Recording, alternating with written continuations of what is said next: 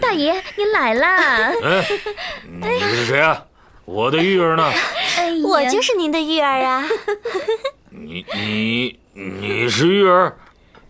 你是来喝我喜酒的，还是来看我笑话的？哎呀，大爷，咱们进去说吧。就是啊，你倒是给我说说清楚啊！这个多尔衮。吃菜啊！喝一杯，树贝了，怎么样？找着我哥没有？这前前后后所有的大街小巷、酒楼都找遍了，就是找不着啊。还有那个妓院还在找呢。你胡说什么？我哥怎么可能去那种地方？那树贝了，那我们这可怎么办呢？这马上就要拜堂成亲了。这我怎么知道啊？哎呦，我的亲哥呀！这么大一个烫手山芋扔给我，我如何接得住啊15倍了，大福晋就到门口了啊！还不快去接？这，八嫂，你来了。哎，八哥和玉姐姐呢？是我叫他们不要来的。啊。 14弟呢？啊，八嫂，进屋说吧。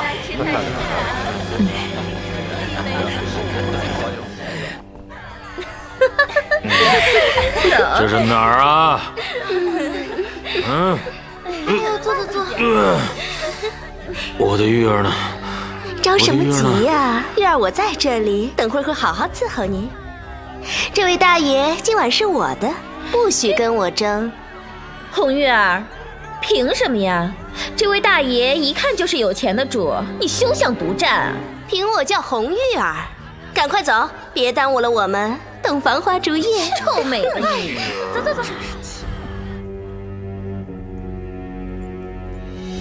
胡闹！这事儿要是传出去了，我大金的颜面何在？再说了，要是让你八哥知道的话，还不知道怎么处置他。八嫂，你快想想办法吧。大福晋，15倍了，奴才倒是有一个主意，不知妥当否？快说。这，大福晋，奴才觉得不如先找一个人去迎亲。大爷，您真英俊，就让玉儿我来服侍您吧。玉儿。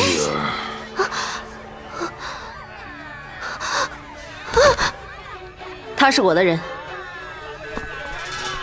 赶紧走。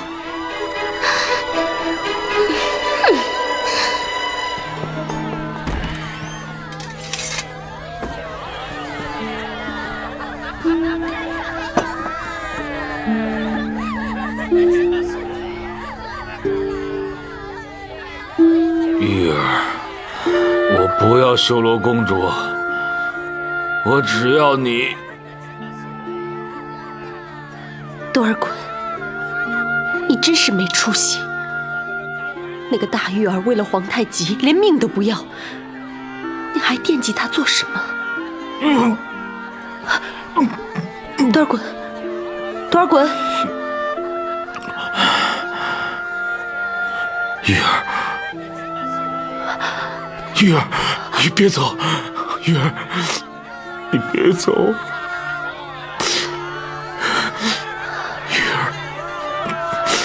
多尔衮，我不走。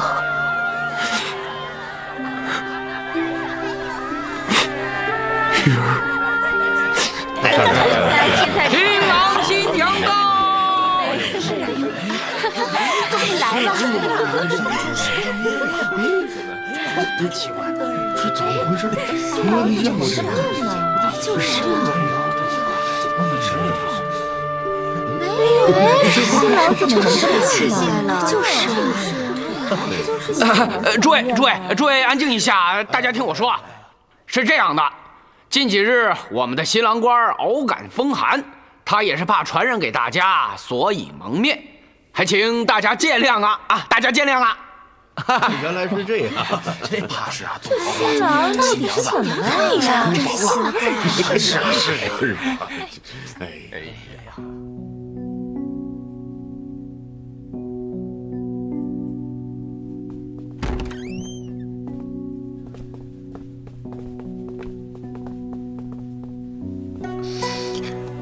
嫂嫂，我是多多，是多尔衮的弟弟。我哥的身体不适，今夜不能陪嫂嫂了，请嫂嫂自便。这声音怎么那么熟悉？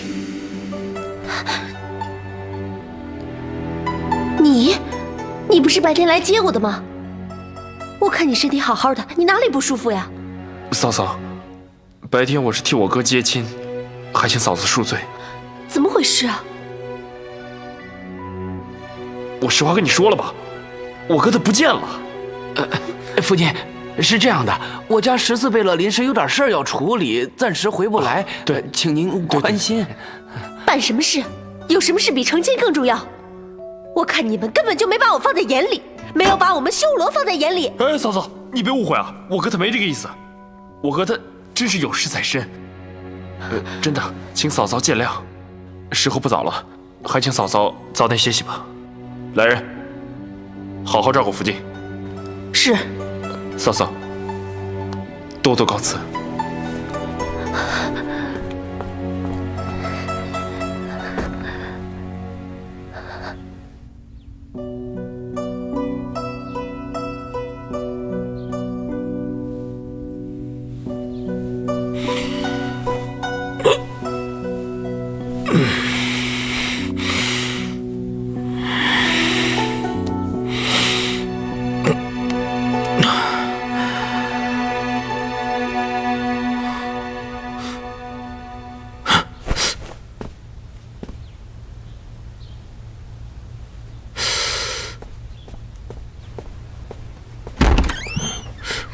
哟，大爷，您才起来呀？您的女侠客都已经走了。什么女侠客？你是什么人？我是红玉儿啊，奴家原本想来伺候您的，谁知来了个女侠客，把我赶走了，还想杀了我。女侠客？绿珠？她还活着？哎！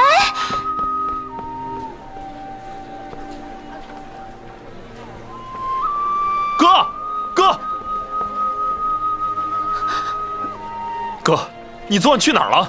你把我害惨了，你知道吗？我好像看到绿珠了。多多，走，跟我一起找她去。哥，你醒醒吧！为了玉姐姐，你把人家修罗公主一个人扔到洞房里，现在又要去找绿珠姐姐，你到底怎么了？绿珠是为了我受伤的，我不知道她现在怎么样了，我要找到她。多尔衮，你回去和修罗公主好好过日子吧，别想着大玉儿那个无情的女人了，也别再管我。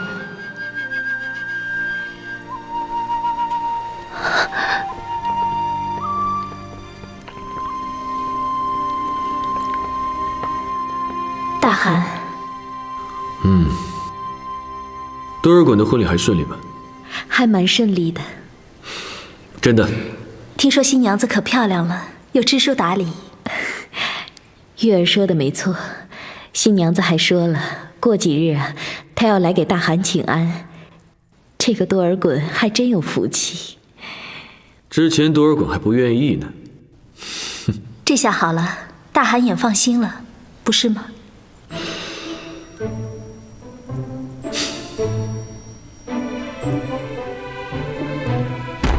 哥，去看看你的福晋吧，啊，走。是你把他迎进门的，要去你去。哎呦，哥，你怎么这样？你怎么跟孩子似的？我可是你弟弟，那我之前为你做了那么多都白搭了是吧？好，行，那我还不管呢，你爱怎么样怎么样。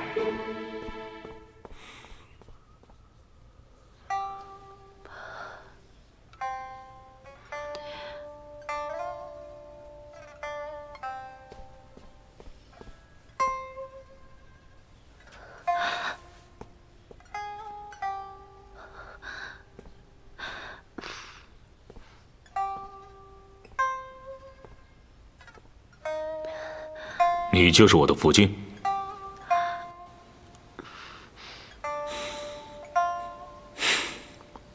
我告诉你，我已经有心上人了，是皇太极硬把你塞给了我，我是不会喜欢你的。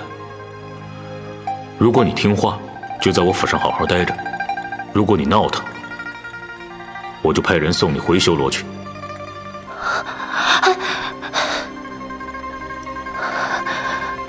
父王，这就是你说的大英雄。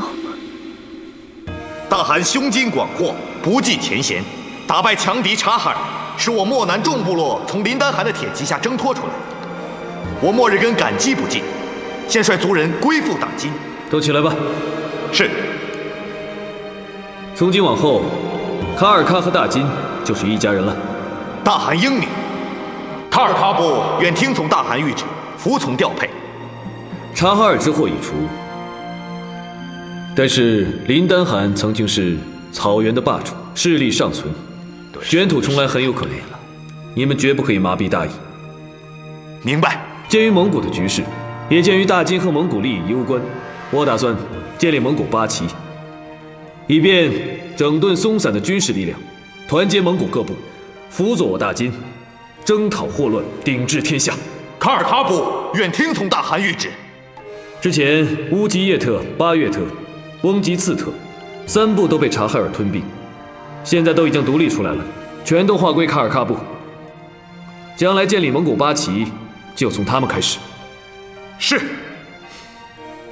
莫日根，我对你是相当信任的，将来建立蒙古八旗，重任就交给你了。请大汗放心。大金蒙古血缘深厚，休戚相关，今后蒙古和大金就荣辱与共，消除一切祸患。你呀，把我的话带回去。大金基业需要蒙古各部的支持，只要他们肯站过来，我绝对不会亏待他们的。谢大汗，这样就太好了。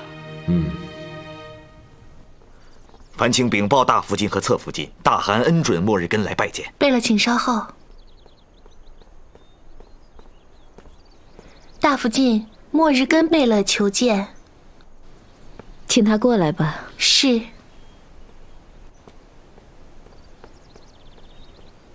请进吧。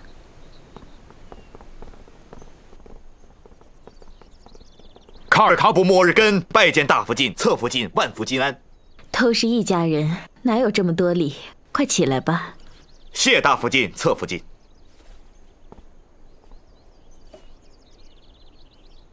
小小心意，请大福晋笑纳。都是自家人，你怎么还送这么贵重的礼呀？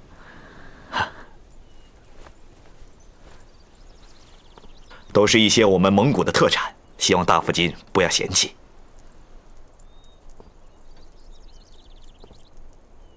我也有啊，太谢谢你了。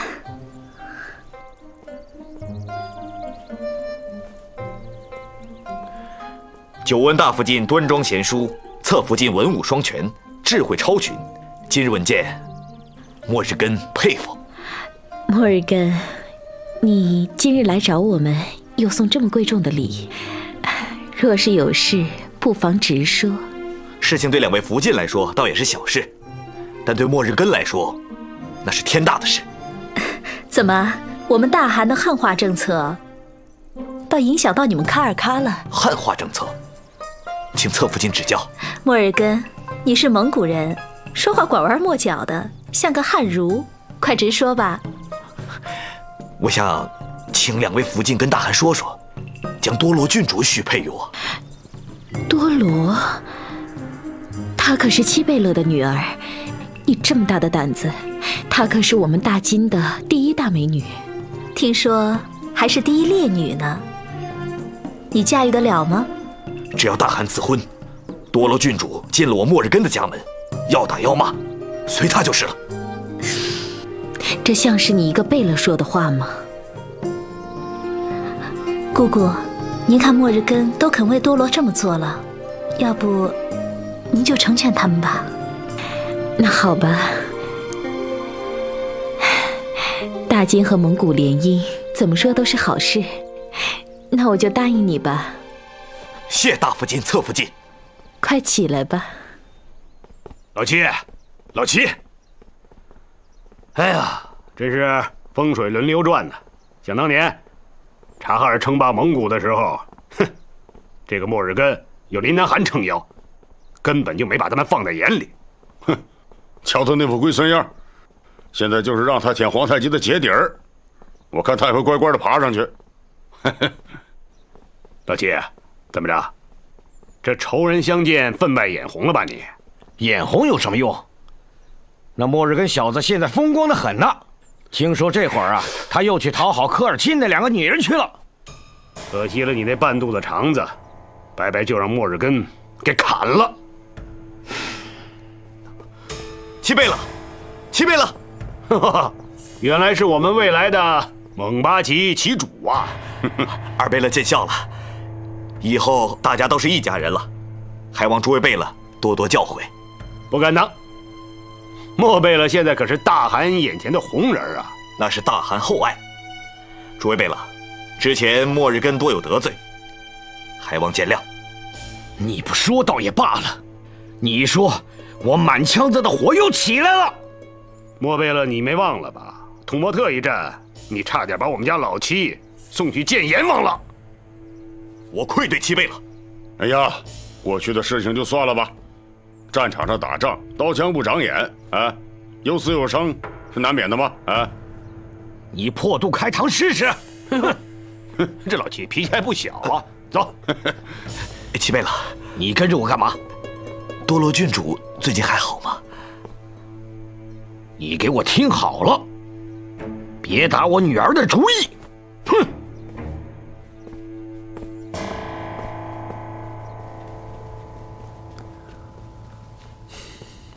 坐坐坐。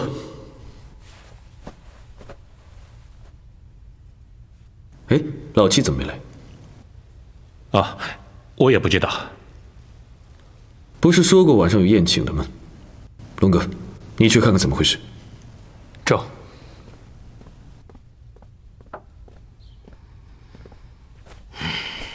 不去，我不去。齐贝勒，您这是怎么了？是大汗让我来请您去的。那莫日根是我的仇人，大汗既然请了他，我就不去凑这个热闹了。眼不见为净，不光今天不去，以后也不会去参加什么宴会了。打仗的时候，我披甲上阵，冲锋在前；可酒宴上，我却坐在众子弟的行列中。现在连那莫日根都排到了我的前头，这分明是侮辱我嘛！贝勒爷，您可是贝勒，您别跟客人们一般见识。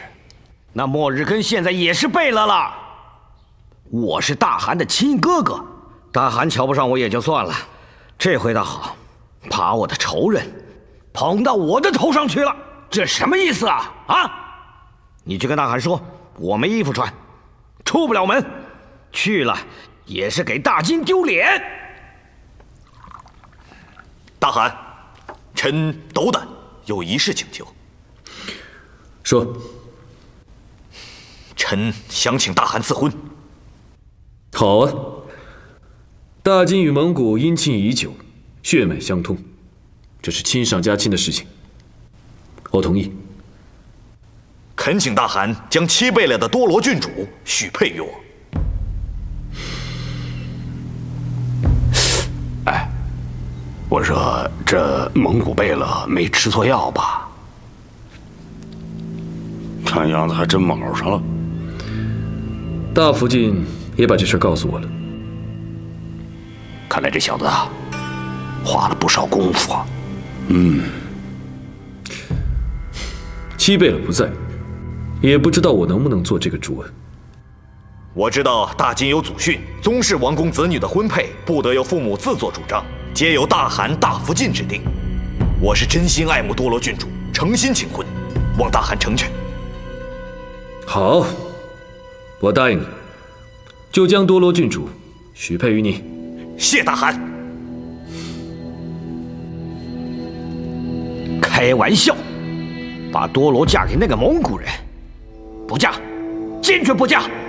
要嫁，他皇太极自己的女儿嫁去。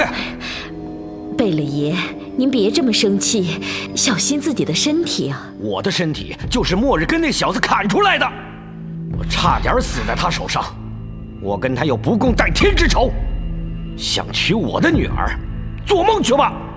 好，好，好，不嫁不嫁！来来来，别生气，消消气啊！咱不嫁还不行吗？哎，多罗，阿玛，多罗，咱们不嫁。你放心。有阿玛在，绝对不会让你嫁到那种荒凉的地方去。阿玛，你一定要为我做主，我不要去蒙古。咱们不嫁啊，多罗。贝勒爷，贝勒爷，寺里太监德禄公公朝我们贝勒府来了，快关大门，关大门！哎呀，这可怎么办呢？肯定是来宣旨了。阿玛，怎么办呀？我说不嫁就不嫁，看他皇太极能把我怎么样？大不了就是一死，这种屈辱。我绝对不受。阿玛，这七伯也太不把您放在眼里了。大汗，奴才实在是没办法，大门紧闭，圣旨送不进去呀。德禄，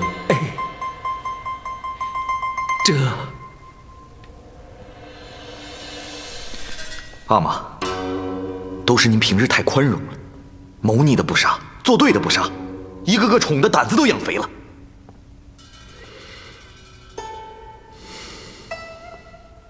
阿玛，您得给他点颜色看看，这样他才会服气呀。先前宴请，您派龙哥去请，七伯他不来，如今您亲自赐婚，他居然闭门抗旨，这还得了？阿玛，我觉得这帮叔伯们真的没把您放在眼里，仗着先前的战功，一个个耀武扬威的，太不像话了。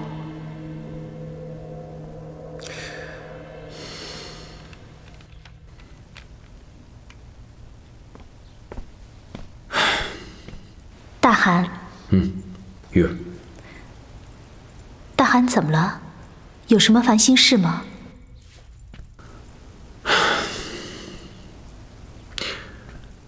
玉儿，你说，我平时对人怎么样？大汗表面威严，可是内心温良厚德，大度宽容。那为什么还会有人看我不顺眼？你说好笑不好笑啊？今天我宴请卡尔喀布，老七阿巴泰居然说自己没衣服穿，不来赴宴。是吗？你别看他平时狠，实际上就是个硬头，冷不防就给你来这一出。也许他心里有事，大汗您坐。还不就是为了名分地位？他嘴上不说，但我心里很清楚，啊，他是不甘于自己普通贝勒的身份，想争取大贝勒的待遇。你说怎么可能呢？啊，真是又可笑又可气。堂堂一个贝勒，会说出这种话来。他藐视我吧，也就算了，他现在藐视的是诸兄弟子侄，把他排在一群贝勒里边，是侮辱他了。七贝勒怎么会这么想呢？这更可气的还在后头。我今天当众答应了莫日根和多罗的婚事，我让德禄去送圣旨，老七把门关着不开，让德禄吃了一个闭门羹。还有这样的事情呢？你说这老七他是不是要反了他？大汗，大汗，你消消气，消消气啊！来，你说我撑起这个大金的江山，我容易吗？一个个都跟我作对。别说外边那些强敌虎视眈眈，就连家里头这些兄弟，都一个个从心里头去拆我的台，跟我过不去。以七贝勒平时的为人，他是不会跟大汗过意不去的。可今天他就是让我难堪了。我听说，这末日根以前在战场上差点杀了七贝勒。这都陈年旧事了，他老七不至于还记仇到今天吧？那是大汗的胸怀，可有的人未必有大汗的心胸啊。依玉儿所见，七贝勒平时的为人还是憨朴的，跟那些有野心的贝勒相比是完全不同的。有些事情啊，大汗也不要急于一锤子定心。可老七的愣劲一上来，那是9头牛都拉不回来的。哎，他要是真不同意把多罗嫁给莫日根，那该怎么办呢？大汗很看重这门婚事吗？当然，这卡尔喀是臣服了，可你得给好处啊，得安抚他们，要不然这好不容易平定下的漠南又要起危机了。你别以为那些称霸一方的枭雄是那么好管服的。这个莫日根，我还得重用他，我要把漠南的一摊子事儿全都交给他。如果大汗信得过玉儿，让玉儿来做和事佬如何？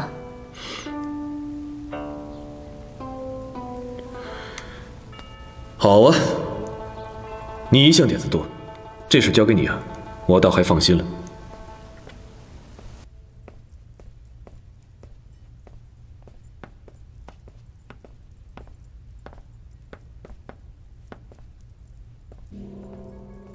他去干什么了？哼！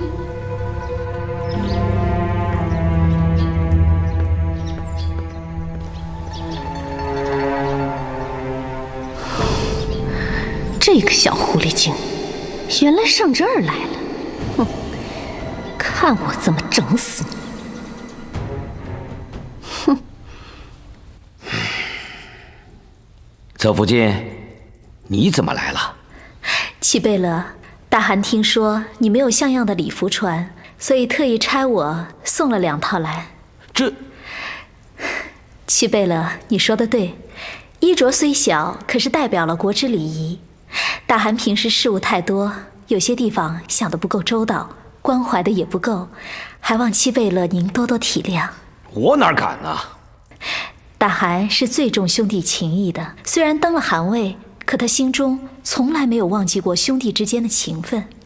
为您补一战，您还救过大汗一命呢。亏他还记得。大汗怎么会忘记呢？大汗偶尔会跟我提起以前的往事，我记得呀，他老说要是没有兄弟们的关照，他是不会有今天的。我就怕他偏心眼儿，照顾其他的兄弟，把我老七给忘了。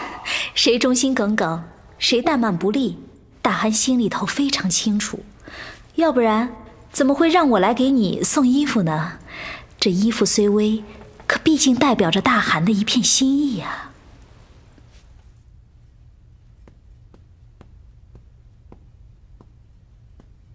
大汗，我刚才看见大玉儿去了七贝勒府上。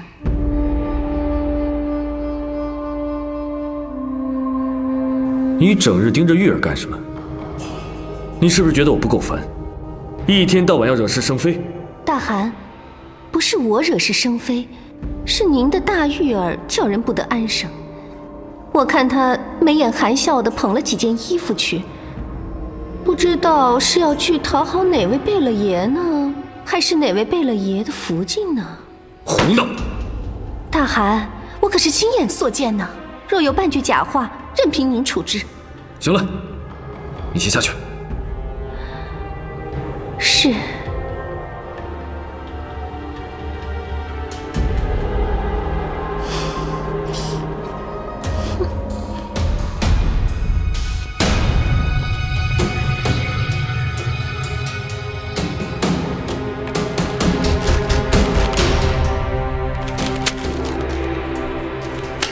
走不进，你还是请回吧。七贝勒，你听我说，不，关于小女的婚事，没有商量的余地，就是大汗他亲自来劝也没用。若是为了赐婚这事，那还请侧福晋收回这2套贵重的礼服吧。我阿坝泰人微命薄，没有这样的福气，消受不起。侧福晋，你还是劝劝大汗收回赐婚吧。圣谕已出，怎么收回呀？我还是那句话，我死也不会把多罗嫁给末日根那个小子的。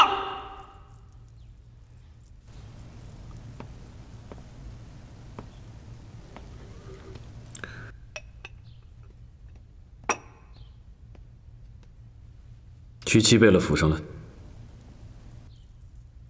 你这和事佬做的怎么样了？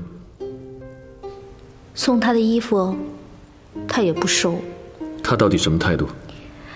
月儿本来是想以柔克刚，说服齐贝勒的，没想到他还是不肯松口啊。这个老七，他真的想反了不成吗？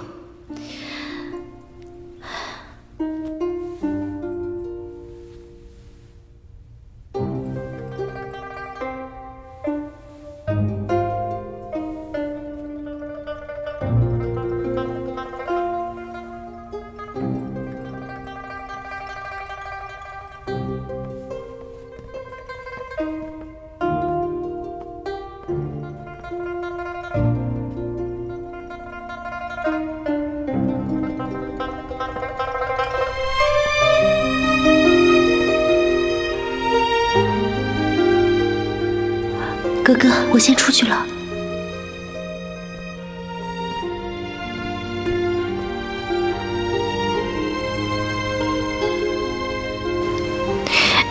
今天是你额娘和阿玛3周年忌日，我来太庙拜谒他们。月儿，你真是有心了，谢谢你还记得这个日子。我永远不会忘记的。月儿，能见到你真好。见与不见，有什么不一样呢？每次见到你，我就有了力量。别说这个了，多尔衮，你最近练兵练得怎么样？还行吧，我打败了察哈尔，也算立了战功，还算比较顺利。你就放心吧。那就好。对了，绿珠有消息了吗？他应该还在圣经。可是你知道我没有时间去找他。你怎么知道他还在？他找过我，我却没见到他。他找过你？新婚之夜，我跑出去了，喝醉了。我感觉他在我身边哭。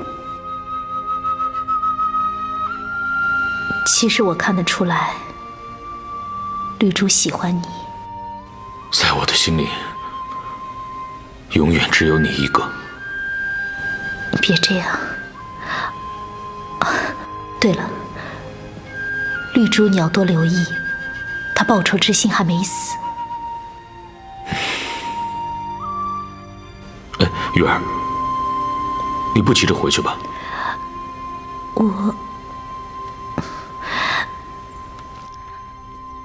阿玛，你让我今天这么特意打扮，干嘛？苏伦呐，等一下我请末日根到咱们家里来吃饭，你好好招待招待。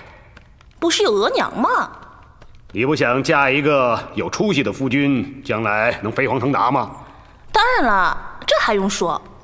那阿玛就把话给你挑明了，末日根将成为大金的蒙古王，你要是嫁给他做了福晋，哼，将来的荣华富贵是你想不到的。大汗不是已经赐婚了吗？把多罗赐给他了。这事儿八字还没一撇呢。阿巴泰那个蠢货，还不肯把多罗嫁给末日根。人家不要的男人，我要他干嘛呀？傻孩子，没有利益的事儿，你阿玛会干吗？皇太极让末日根筹建蒙古八旗，也就是说，将来会把整个蒙古的事务交给他做。末日根就是将来的蒙古王，我阿敏能和他结成亲戚，翁婿联合。孩子，到时候朝廷哪个人不都得高看你阿玛一眼？阿玛，您这算盘可拨得精啊！哼，你阿玛是谁呀？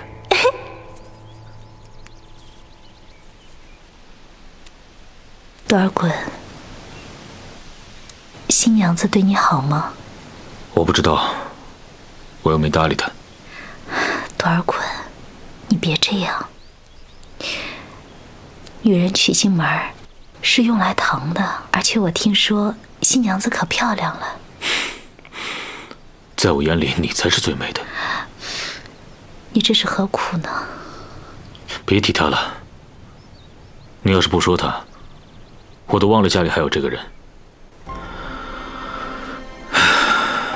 玉儿，我以前有心事，就一个人跑到这山坡来，俯瞰整个京城。你看到那个池塘了吗？你第一次来盛京的时候，我带你去池塘边捉过蜻蜓。还有那条街道，那天晚上满街都在放爆竹，你开心得不得了，说从来没有看到过这么多爆竹。要是时光能倒流该多好啊！也许我们就能改变命运了。玉儿，快看！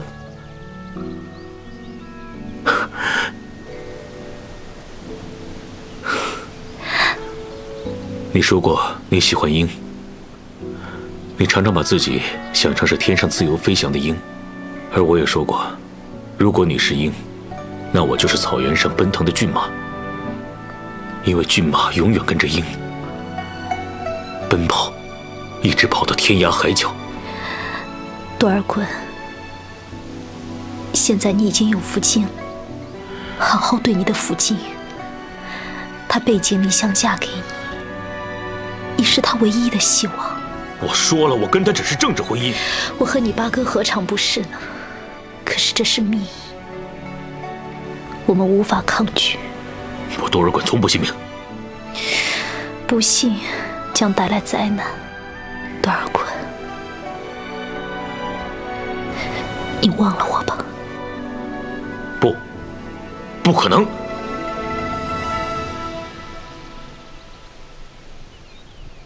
就算是为了我，好吗？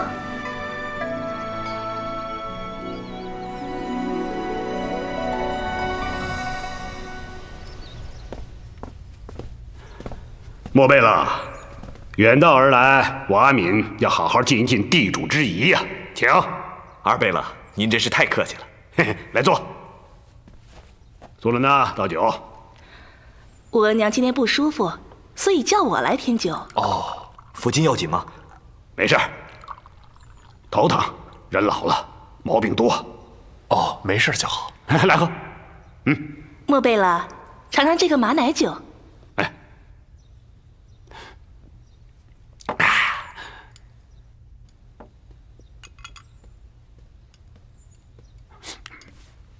莫贝勒，有句话不知道该问不该问。二贝勒，请说。我听说七贝勒死活不肯把多罗嫁给你。大汗不是已经许婚了吗？大汗是许婚了，可无奈七贝勒呢？你想跟大金联姻，不一定非要死盯着一棵树啊。这大金那么多格格郡主，难道除了多罗，你就没有看中其他的了？再说了，嘿，强扭的瓜不甜呐。哦，二贝勒什么意思？莫贝勒，你看我家小女苏伦怎么样？难道就比不上老七家那个丫头？格格很贤惠，人也很漂亮。莫贝勒，我告诉你，我们家苏伦的身份，那可比多罗尊贵多了。这，多谢二贝勒。我的心只有多罗郡主，容不下他人。自从2年前有幸见过一面，就一直对他念念不忘。我是真心爱慕多罗郡主啊。实话告诉您吧，我率卡尔喀归附大金，有一个很重要的原因，就是多罗。没看出来呀，摩尔根你还是个情种啊！七贝勒要是执意不肯把多罗嫁给你呢，你怎么办？那我就等到多罗郡主肯嫁我末日根，要不然就不回卡尔卡。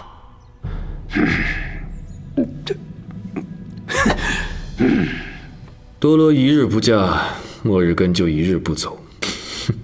这小子丢了蒙古的一滩事不管，吃了秤砣心了。大汗，您别着急，方法肯定是有的。什么办法？阿巴泰不松口，末日根非多罗不娶。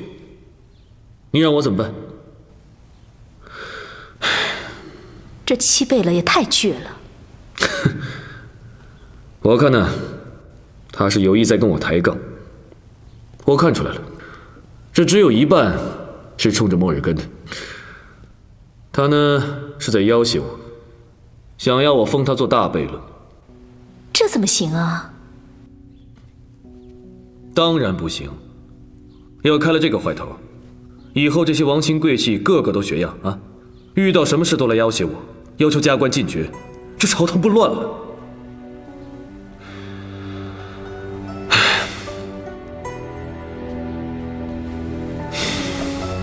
但我总不能以抗旨的名义砍了老七的人头吧？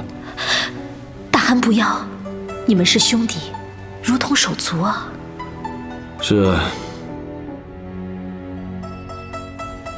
这个末日根的末日根，这么多皇亲贵族的郡主格格你不要，你非盯着那老七的女儿干嘛？我倒觉得这末日根是个重情重义的汉子。就为了一个情字，什么权势地位全都不要了。他要是个势利的人，那巴结他的王爷贝勒那么多，他们早找一个更有权势的做亲家了。说的也是，所以我也是想成全这个末日根呢。可这老七倔得有点不成样子。大汗，我倒有一个法子。哎呀，你阿玛也不知道是怎么想的，竟然让你出盛京城避风头。额娘就听阿玛的吧。有什么用啊？大汗都已经指婚了，你能躲到哪儿去？难道就这么一直抗旨不成？他也不想想自己有几个脑袋。额娘，都是女儿不孝，给你们生出这么大的麻烦，添了这么多堵心的事儿。唉，这也不能怪你，要怪就怪那个末日根。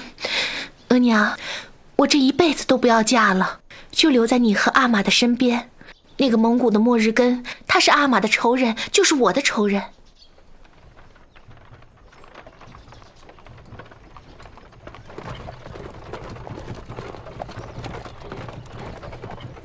女儿啊，你出盛京之后要常常回来看额娘。额娘，你说什么呢？你们一定要保重身体啊！对。停下！停下！你们干什么？下来！打一个！滚开！哟，今儿可有福气了啊！还有俩小娘们呢。你们是谁啊？你们想干什么？山贼能干什么呀？当然杀人越货了！兄弟们，上！放开我！杜鲁，放开我！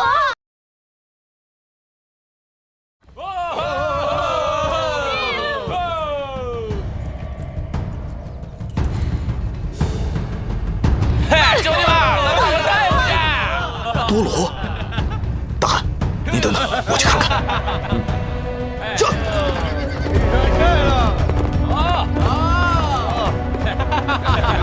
放开！有放给他们！哪里冒出来的臭小子，竟敢多管闲事儿，给我上！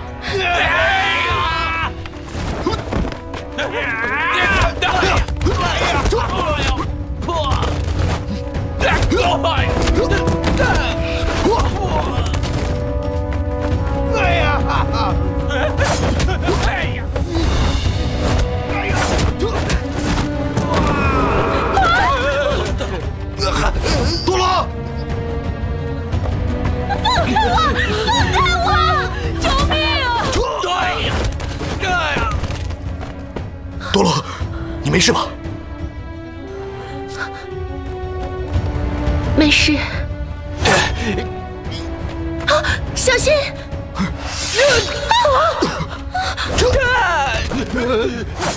来呀，来呀，走！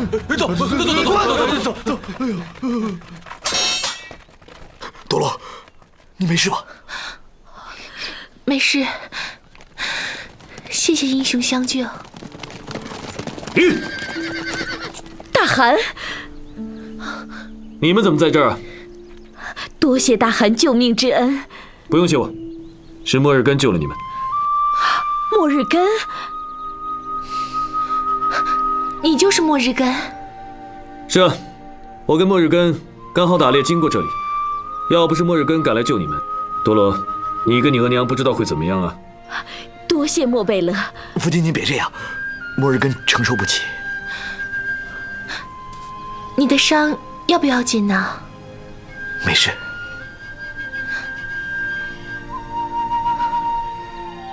末日根，你去护送福晋和多罗郡主回府吧。是。玉儿，你这招可真灵啊！啊？是吗？哎，你说你这丫头，怎么就这么通晓人心呢？有吗？这英雄救美一出啊，算是解了我的心病了。多罗改变主意，愿意嫁给末日根。阿巴泰的福晋也赞成。这两个女人一围攻，阿巴泰彻底没辙了。他想倔也倔不到哪儿去。所以说呀，只要得到了女人的心，在这个世界啊，就没什么难题了。女人的心，这话有点意思。所以说，这女人的心呐，有的时候是最硬的，有的时候又是最软的。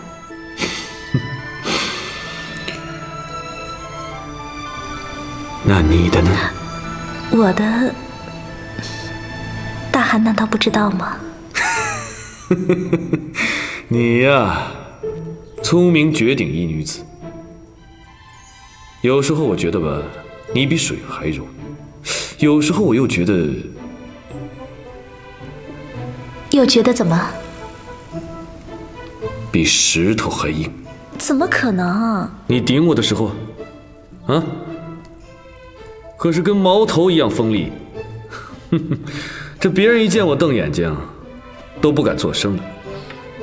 可你呢，是不撞南墙不回头，非得往我这心窝子里捅啊！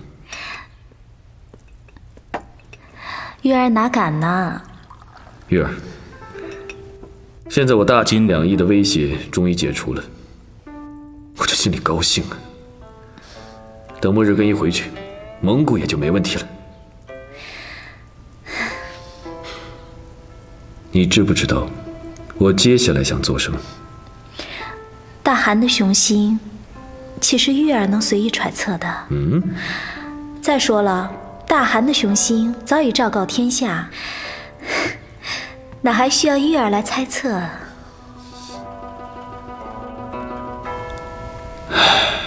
玉儿啊，你真是我的福星。娶你的时候，我刚登临汗位，正是人生中最困难的时候，内忧外患，极地惊天。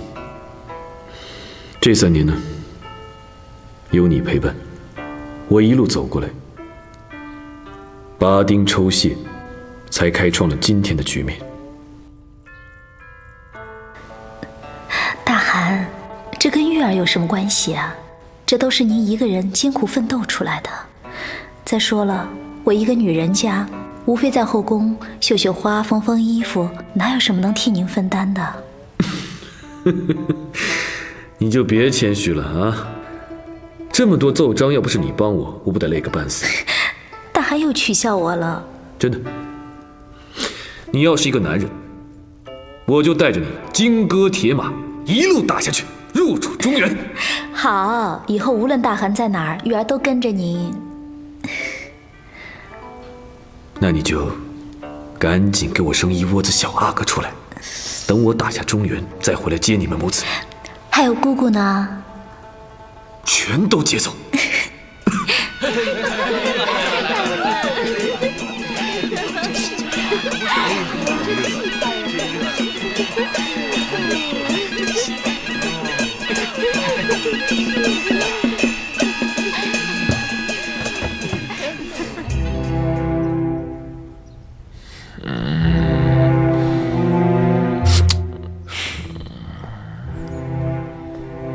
我的新郎弟弟，你怎么还在这儿啊？啊，新娘子都到你府上了，我不去，不去怎么成亲？谁要成亲了？我压根儿就没想娶那个丑八怪，谁爱娶谁娶去。行了，别闹了，走。哥，我真不能娶啊！好了，哥明白，可人家大老远从科尔沁都来了，你不能把人家给撂一边啊，哥。当初我也是这么劝你的，你为什么就不听我的？还要我去帮你接亲拜堂，把人家新娘子一个人扔到洞房里？多多，今天是你的大喜日子，咱们过去的事就不提了，好不好？好，今天我不提。但这也太离谱了吧！同样是科尔沁的格格，差距怎么那么大呢？你去看看人家玉姐姐，美得跟天仙似的，那个塔娜呢？她又矮又黑又胖又丑啊！这个亲，你让我怎么成啊？哥，我求你了，你帮我想想办法。你这次帮我，我以后什么都听你的，什么都听啊。不是，我能有什么办法呀？哎呀！好，现在有请一对新人入场。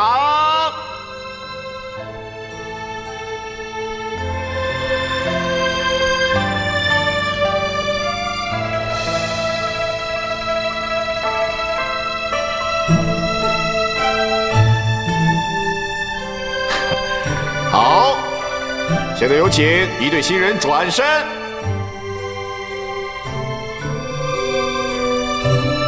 一拜天地。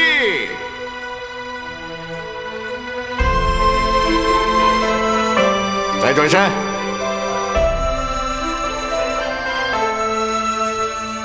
二拜高堂，夫妻对拜。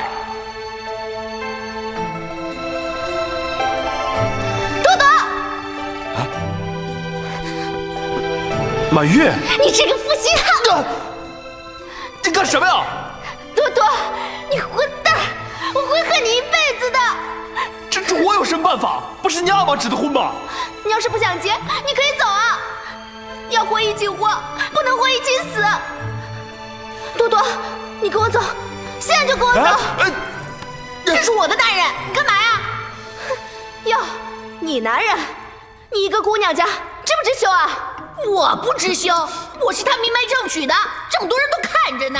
你也不拿个镜子照照你自己，就凭你也配在这里跟我争多多？哎，好了，你们别吵了。多多，你跟我走，你要不走，我今天就死给你看。多多，你要是敢走，我也死给你看。谁怕谁啊？多多，你看看他那张脸，这是张女人脸吗？又胖又丑，跟猪圈里的猪差不多。我是丑，可是我是明媒正娶的呀，是你大汗老子亲赐的。你喜欢多多也行啊，你嫁进来我没意见，可是你得做小，你得天天给我塔那跪安磕头，夜夜端洗脚水。哼，你好了。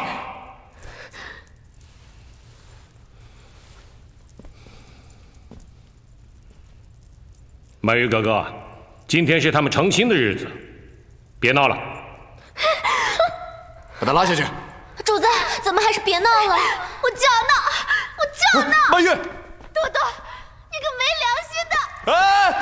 这，我不活了，我不活了！满月，你别闹了，出去，出去！帮我好生照看着格格。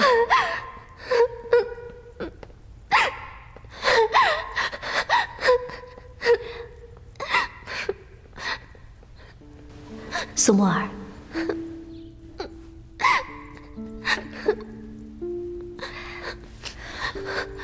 满月，别哭了。多多那个死骗子，你也别怪多多了啊！他扔下我，他就去别的女人了，他就要娶那个又胖又丑的女人了。是我背了也是没办法。苏沫儿，你难道一点都不生气吗？你一点都不难过吗？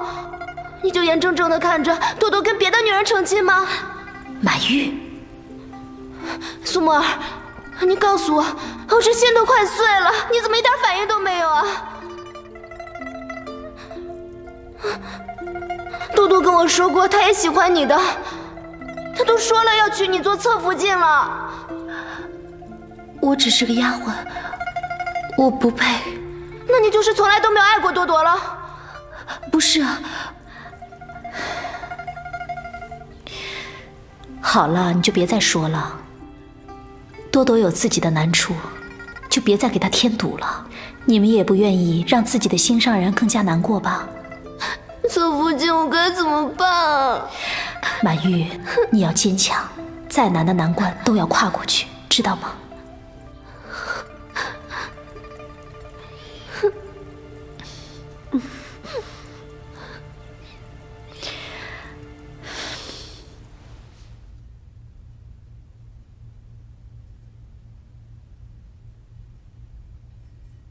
你说，你跟满玉到底什么关系？什么关系啊？你跟他呀，我跟你成亲，他凭什么来闹场啊？我怎么知道？你还不说？你说不说？你干什么？你给我老实交代。好，那我就实话告诉你，今天要是不娶你的话，我就娶她了。哎，多多，放肆！多多，我不管你和满玉以前是什么关系，现在我是你的福晋，不许你跟别的女人再勾勾搭搭的，听见没有？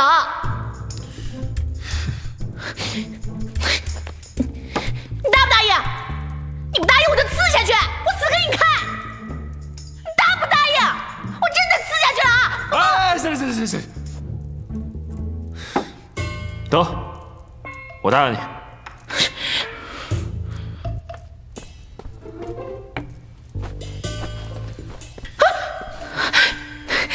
干什么呀？我去外面睡。多多，你敢？我睡觉打呼噜。你什么意思啊？新婚之夜你不在洞房睡，你是不是想让全府的人看我笑话呀？你今天已经让我够丢脸的了。你饶了我行不行？你让我亲你点行不行？不行！多多，你要是敢走出这个门一步，明天我的尸体就躺在那里。好，你躺。多多，哥，我求你了，你怎么来了？我受不了了，哥，我不回去了。哎，你怎么了你？那个女人，她不仅长得丑，而且是个悍妇，就是个母夜叉母老虎。你看这儿，还有这儿啊！我的天哪，哥，我要不看她是个女的，我早把她大卸八块了。我多多，哎，你怎么说进来就进来了？我们这都没换衣服呢。有什么稀罕的？草原上的种马，个个都比你们彪悍，都一丝不挂的。我找我的男人呢。哎，14哥，你福晋呢？是不是让多多给挤下去啦？哎，你胡说什么呢？我哥喜欢一个人睡。你哥是你哥，你是你，你是我男人，必须跟我一块睡。回去，跟我回去。这我不回，哥。今天7大姑8大姨要来回查，你让我一个人怎么顶？大拿，你也给多多留点面子。哥，是他不给我留面子，还是我不给他留面子？这一大清早的，不往我被窝里钻，大老远的跑到你被窝里来了，你说这什么意思呀？你给我评评理呀！哎，你给我回去！哥，救我呀！哥，帮帮我呀！哥。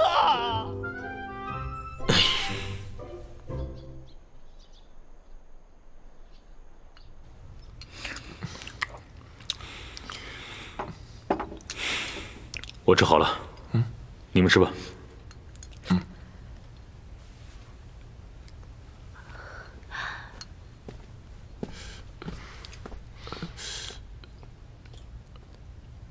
嫂嫂，我哥还有事儿，你继续吃吧。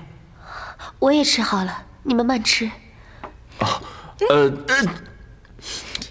坐啊坐。说什么呢？我最讨厌一家人吃饭弄得跟外人似的。人嫂子那是知书达理，不懂的话多跟人学着点。我告诉你啊，看见他那眼睛没有？妖媚着呢，你给我离他远点。你在说什么呢？我发现你越来越离谱了。我离谱？我是女人，我这就可准着呢。对牛弹琴。喂，你给我站住！你自己吃吧，这么多菜，不吃可惜了。哼，败家子儿，这么多好吃的，你们不吃我自己吃。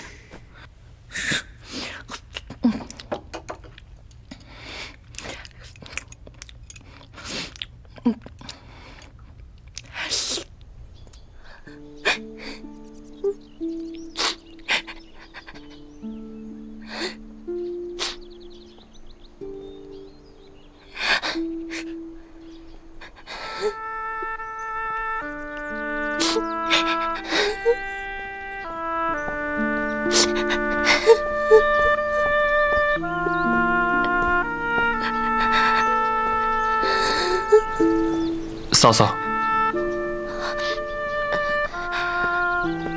是我背了。嫂嫂有理了。嫂嫂，你知道我哥那个人啊，他就是牛脾气，别跟他一般见识啊。嫂嫂，你怎么了？你怎么哭了？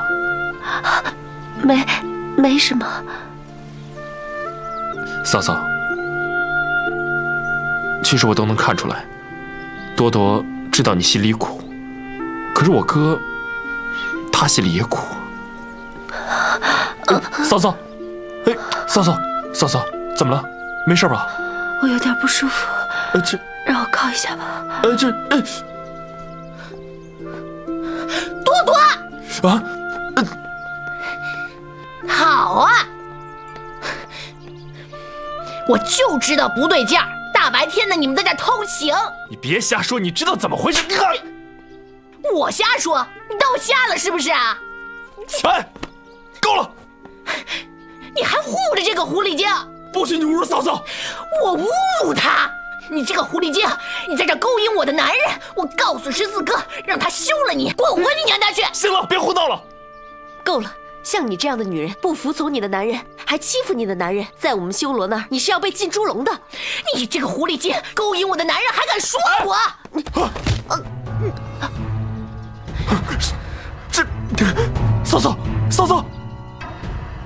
嫂嫂，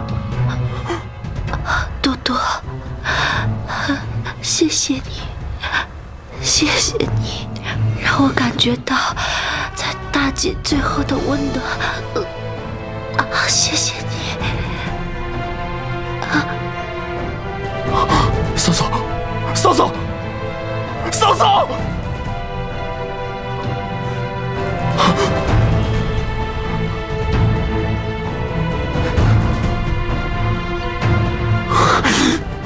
要是嫂嫂有什么事，我一定饶不了你。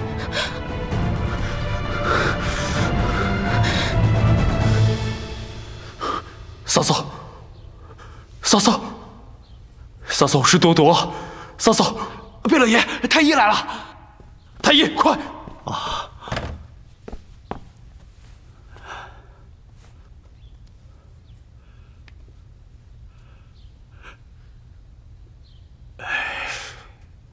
你这什么意思？我嫂嫂还有没有救？你说话呀！失误贝勒，附近他死了。你说什么？不可能的，绝对不可能的！我嫂嫂不会死的。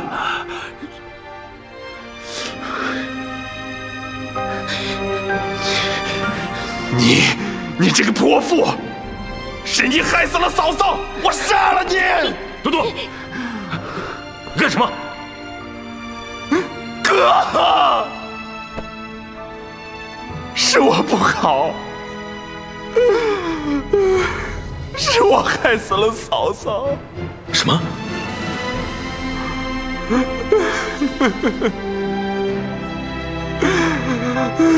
嫂嫂，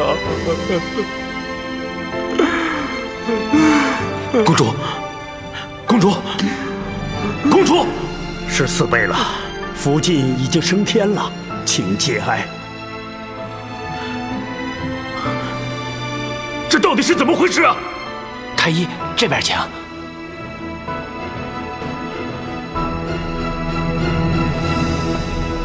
哥是我杀了嫂嫂，你杀了我吧！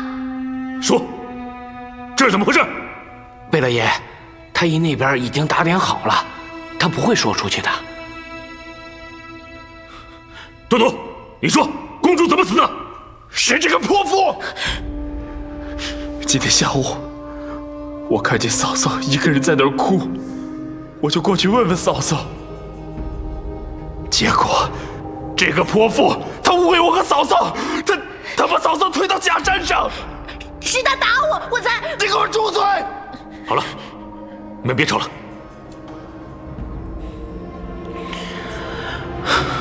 这是意外，丹娜，你回房去吧。我。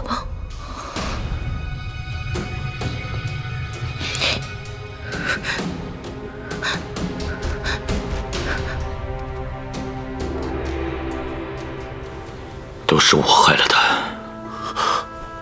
哥，都是因为塔娜，你别这么说。是我冷落了他，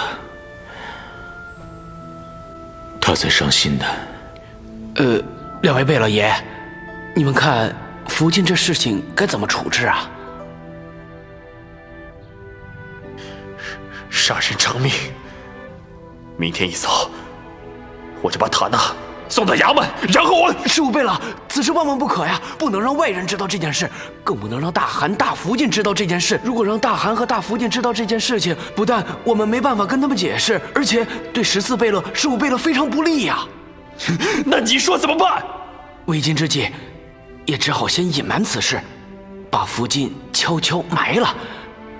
毕竟福晋才刚刚过门，知道的人少。好在府上大多数是忠心之人，我安排下去，跟府上的人都说一下，让他们不要说出去。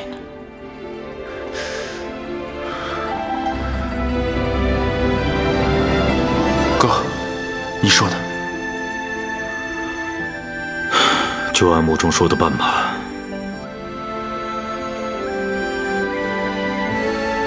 你们都出去吧。哥，对不起。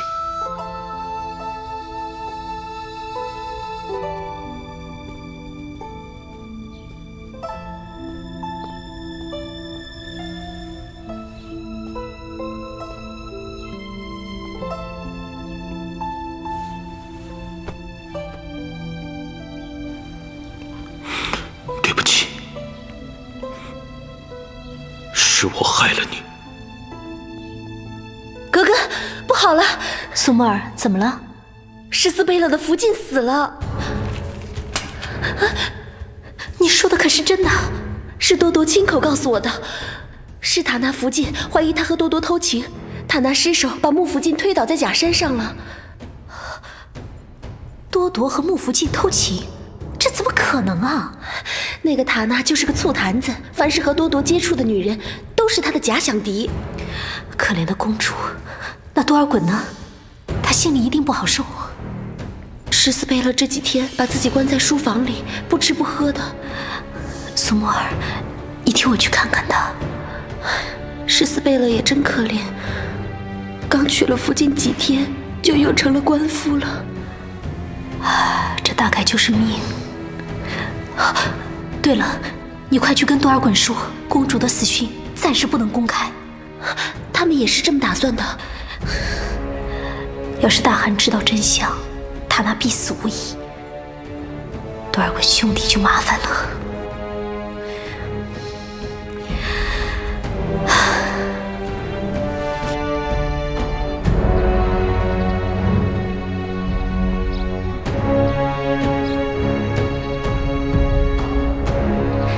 主子，我刚才听他们说，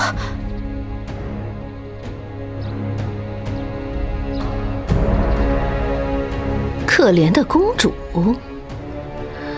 这小狐狸精搞什么鬼呀？她家又没死人。莫非她说的是多尔衮的福晋，修罗来的公主？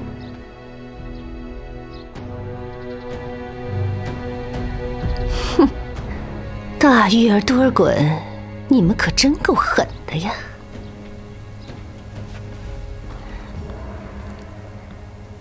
寒，你怎么来了？好多天都没见大寒了，也不知道大寒好不好，所以便过来看看。我没什么不好的，以后没事别往我这里跑。大寒，我听说多尔衮的穆福晋可是个大美人，比您的大玉儿长得还要漂亮呢，所以向大寒恩准我去多尔衮府上拜望。你就是一侧福晋，到贝勒府上干嘛？大寒，你也不来看我，我一个人在宫里，连个说话的人都没有。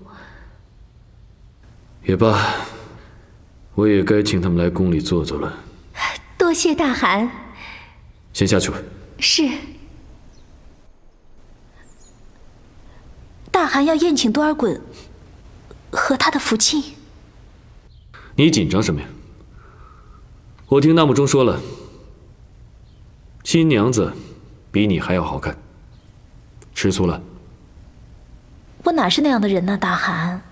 那大汗打算几时宴请他们？就今天吧。今天这么急？自家人吃饭有什么急不急的？你今天怎么了？没什么。大汗，十四贝勒说福晋病了，要过几日再来拜见大汗。病了？这才几日就病了？大概是水土不服吧？宣太医了吗？侧福晋说的是，十四贝勒也说是水土不服，并无大碍，过几日就好了。水土不服？水土不服？哼，我看呀，是他们心里有鬼吧。主子，该怎么办？这样吧，你送几匹丝绸过去，就说是我送给新娘子的，一定要亲自送到她的手里。是。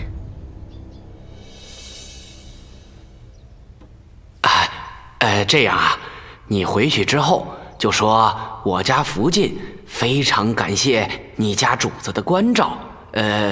我家福晋若是身体康复之后，一定去登门拜访。那可不行，我家主子嘱咐过了，要奴婢亲手把这些丝绸交到福晋手里，顺便看看福晋的身子好些了没。哎，你这是要做什么？我不能要。哎呀，拿着啊！这样，你回去禀报你家主子，就说你已经见到我们家福晋了。等我们家福晋身子好了之后，一定登门拜谢。那好吧。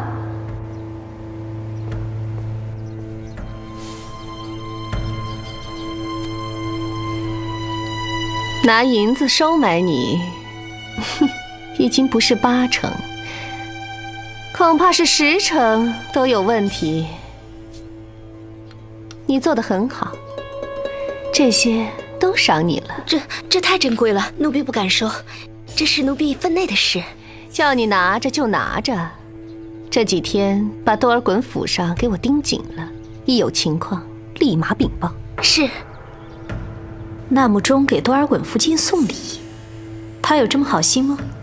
多多说8成是消息走漏了，他正在府里严查呢。绝对有这可能。您赶紧给14贝勒想一个万全之策吧。你以为我是神仙啊？让我想想。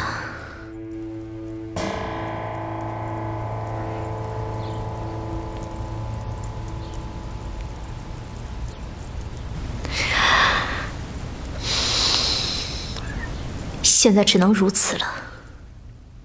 什么？多尔衮的福晋病故了？是的，大汗，穆福晋是今天凌晨病故的。不是说只是水土不服吗？怎么就死了呢？听说是吃了不干净的东西。不干净的东西？穆福晋平时最爱吃狗肉，想必是那只狗有病，感染了。听说穆福晋死的时候死相极其难看，脸上长满了水痘，所以一把火把它烧了。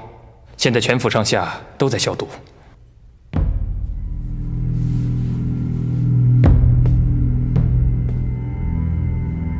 这该如何是好？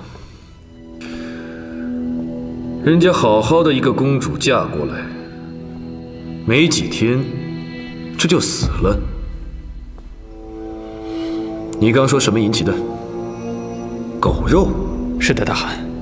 穆福晋的死，的确是因为吃了有病的狗肉。现在14贝勒已经把那家狗肉铺查抄了，连同那商贩也已处置了。真是可恶！传令下去，今后盛京不得再卖狗肉，违者斩。发现野狗，有关衙门立即捕获处理。周。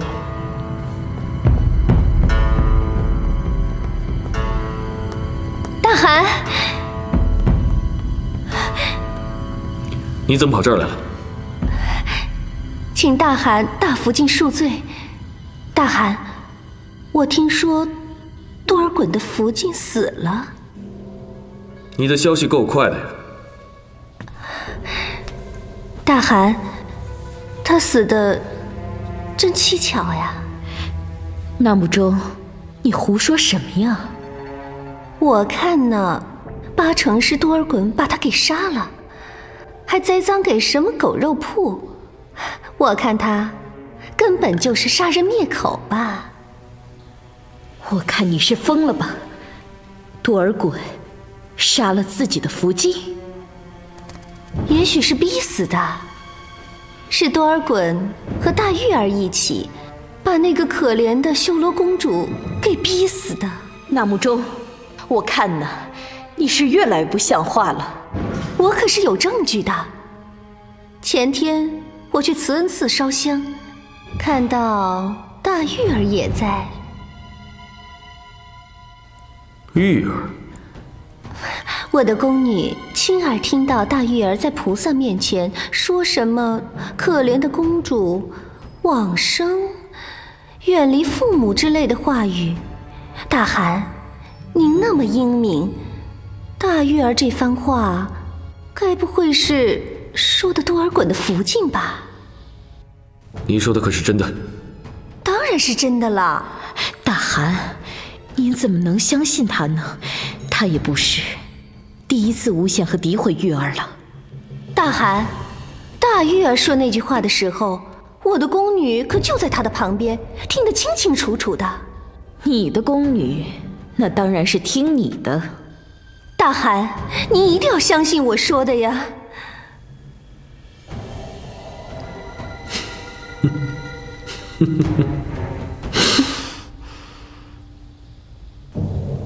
相信你？你是嫌我最近还不够烦心吗？赶紧给我出去！大汗，听好了，如果以后你要是再在外面胡说八道，小心我把你给处置了。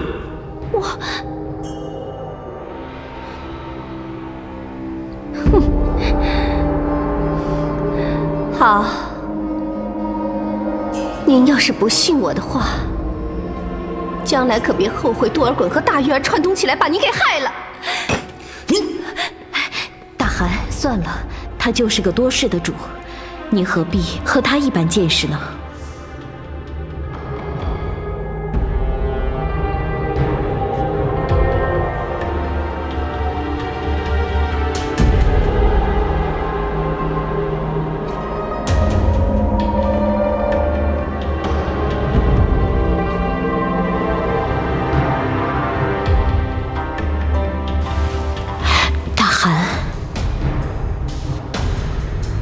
多尔衮，你是藏得深呢，还是真性情？大汗，您可是大汗，您要是多疑的话，可是要害死好多人呢。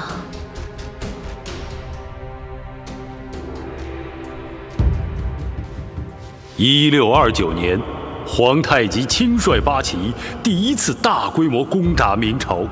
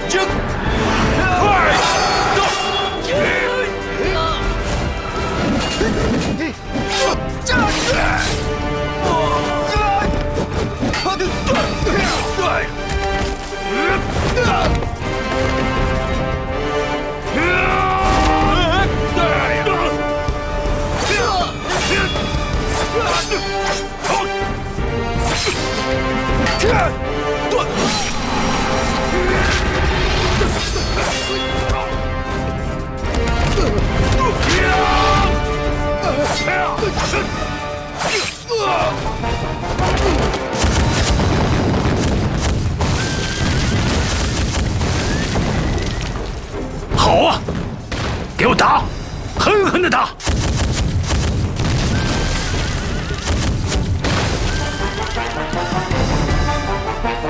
多尔衮，我让你有来无回！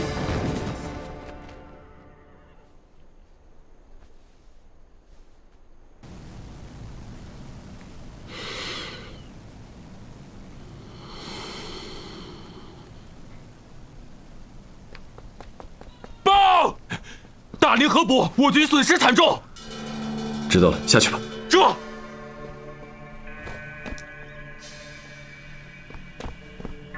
大汗，右屯也没有攻下，暂时收兵，先别再打了。大汗，这个袁崇焕太可恨了。袁崇焕一手训练出的关宁铁骑，远远出乎我的意料。这个袁崇焕，不是一般人的。嗨，有什么可怕的？我们女真铁骑也不是吃素的，硬碰硬，跟他们拼。就是啊，两军交战，就是一个硬碰硬，我就不相信拿不下他一个紧宁防线。从大凌河到山海关是个沿海路线，袁崇焕是重兵把守，我们想在此地战胜明军，恐怕还是希望渺茫。多尔衮，你什么意思啊你？你要是打怕了、吓破胆了，卷着你的铺盖回盛营去。嘿，现在有我们几个贝勒在这顶着，多一个少一个也没什么事儿。我说的是实话。此次硬碰硬，袁崇焕也是做了很久的准备。关宁铁骑机动性高，战斗力强，而且此次他们坚壁清野，并不是单纯的为了防守，而是……多尔衮，你老抬举敌军，你什么意思啊你？多尔衮，说下去。袁崇焕就是想跟我们打拉锯战，从时间上拖垮我大金军队。明朝疆域辽阔，国力再不济，一个辽东战场能撑个2、3年也是撑得下去的。可我们大金则不行，我们没有强大的物资基础来支撑这场消耗战，只能速战速决。好，这下咱们给皇太极一个狠狠的教训。那还不是大帅统兵有方啊！大金咄咄逼人，以为我大明江山没有人才了。他们想过紧宁防线，踏过山海关，那就先从我袁崇焕的尸首上踏过去吧。大帅，我们关宁军誓死保卫紧宁防线。大金这次倾巢而出，正中了我的下怀，对出征的大金军队打一场大规模歼灭战，然后在此基础上乘势北上，一举端掉大金的老巢。我等誓死追随，竭忠尽智。对呀！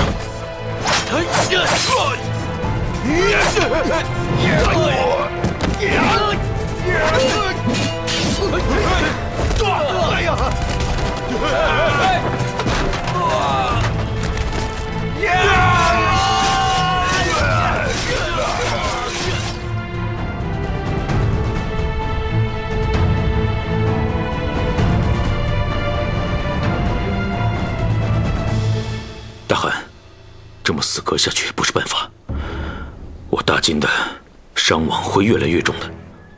我并不是退缩的意思，大金举全国之力攻打紧宁防线，任何的退缩都会让袁崇焕抓住空当，趁机北上。绝对不能退，这一退，我大金就完了。这一战是背水之战，就算死，也要顶住。我明白。我们现在是集中精力往南攻，直捣北京。袁崇焕这小子是看出了我们有长驱直入的打算，所以加强了这一线的防备。从大凌河到山海关这狭长的一段，犹如一块铁板，是明军重兵把守的紧宁防线。大汗，如果我们能避开紧宁防线就好了。避开紧宁防线，绕道蒙古，风险极大。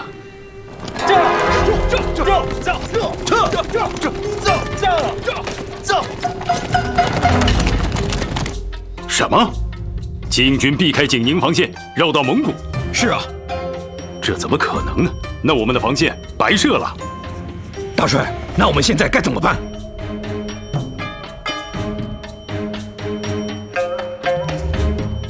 不好，皇上！撤兵，赶紧撤兵！及时应援，赶紧护驾！哎呀，皇上您不要急，不要急嘛！哎，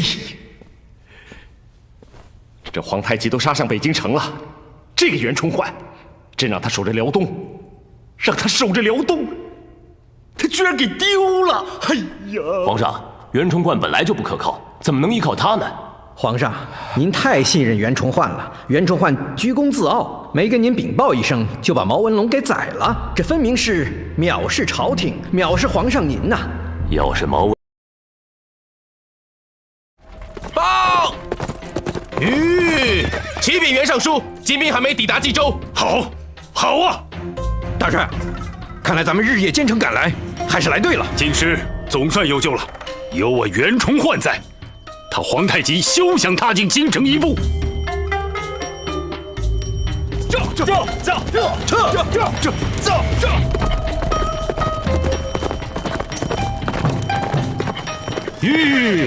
启禀大汗，袁崇焕已先于我们抵达冀州。什么？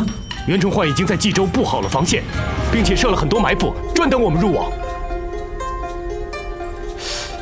这个袁崇焕居然早了我们一步。皇太极，看来咱们是白白的跑了一趟啊！我们像奔丧一样赶了那么远的路，损兵折将，有何用啊？说够了吗？离北京城只有200里了，我心不甘。皇太极，咱们赶紧回去吧，万一那些个明军耍什么阴谋，到时候后悔都来不及了。大汗，如果我们避开冀州呢？走冀州是通往北京最近的路，但并不是只有这一条路啊。对，绕开冀州，下玉田至通州，直达北京城，让袁崇焕和崇祯措不及防。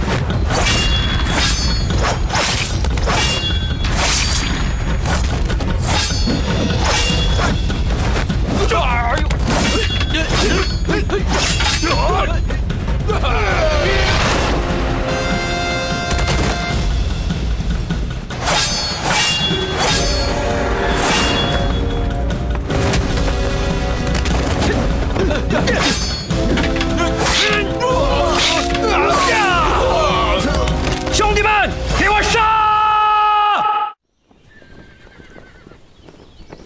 这个袁崇焕跟疯狗一样咬着我们，太可恨了！咱们这几万人都打不下他们这些小小的关宁铁骑。袁崇焕简直不是个人，是个疯子！再这么战下去，各地秦王的部队就要到了，咱们占不到便宜。大汗，我看我们得另想办法。大汗，臣倒有一计。说。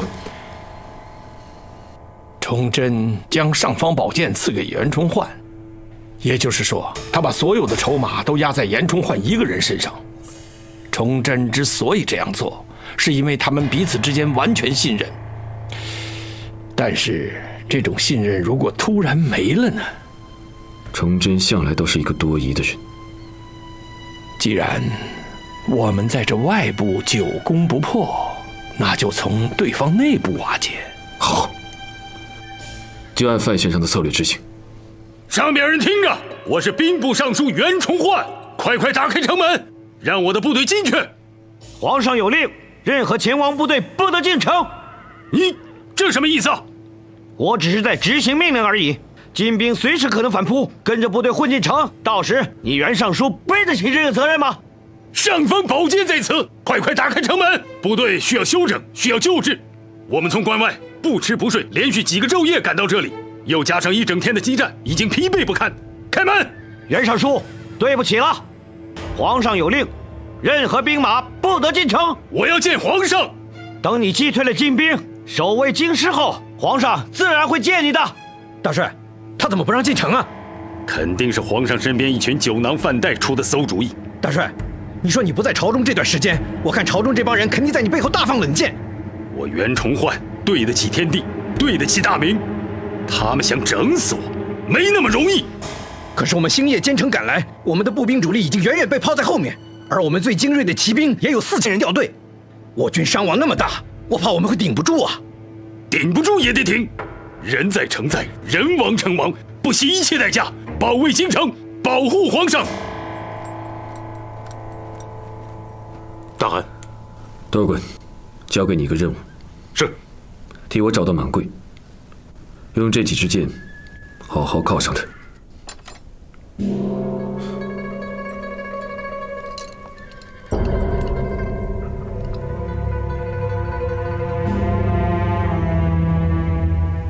这不是关宁铁骑的剑吗？对，我要用的正是关宁铁骑的剑。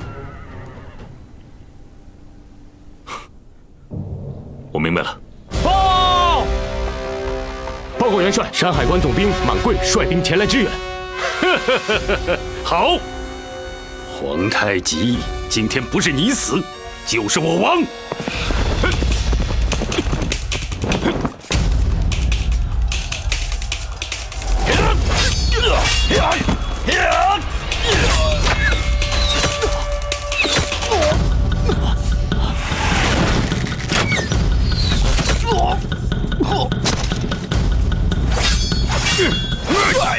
大汗有令，收兵！什么？皇太极是不是吃错药了？这个时候收兵？郝敏，皇太极下旨让咱们收兵啊！管他的，继续给我杀！大汗有令，请立即收兵！哎呀，收兵！收兵！收兵啊！启禀皇上，金军已退兵。真的？太好了！可是，臣听到一些不好的传言，说什么？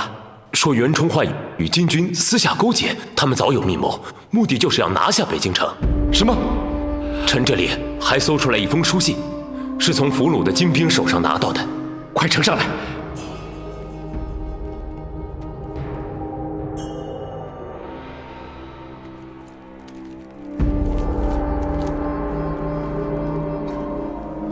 皇太极在信中许诺事成之后的封赏，面对如此丰厚的待遇，袁崇焕不可能不为之所动。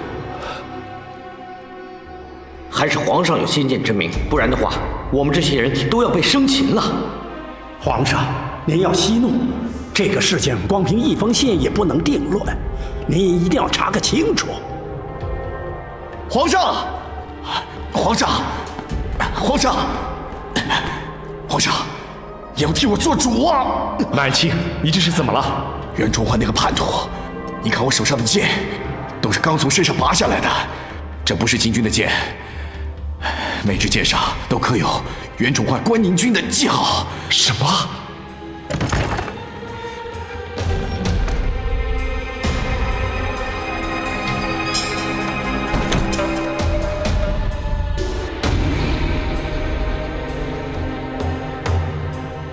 大汗，抓到2名奸细，要不要审一审？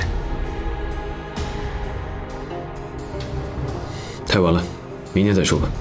我还有更重要的事情要办。周，哎，等一下，袁尚书那边有消息吗？已经派了2个密使过来。我就在这等着。那这2个人呢？带下去吧。周，走。多爽啊！啊，哥，我们这仗打得可真不痛快，正打得起劲儿呢，这大汗却下令民间收兵。这你就不懂了啊！我实话告诉你说吧，其实这仗啊，不打也能拿下北京城。这是为什么呀？告诉你，其实大汗早就跟袁崇焕商量好了。哦，打仗就是摆摆样子，就是打给崇祯那傻小子看的。哦，真的？你哥的话你还不信啊？我告诉你，你就看着吧，不出3日，我们兵不血刃就能拿下整个北京城。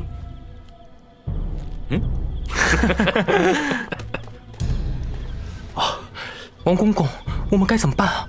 还能怎么办？赶紧想办法，快逃啊！去向皇上禀报。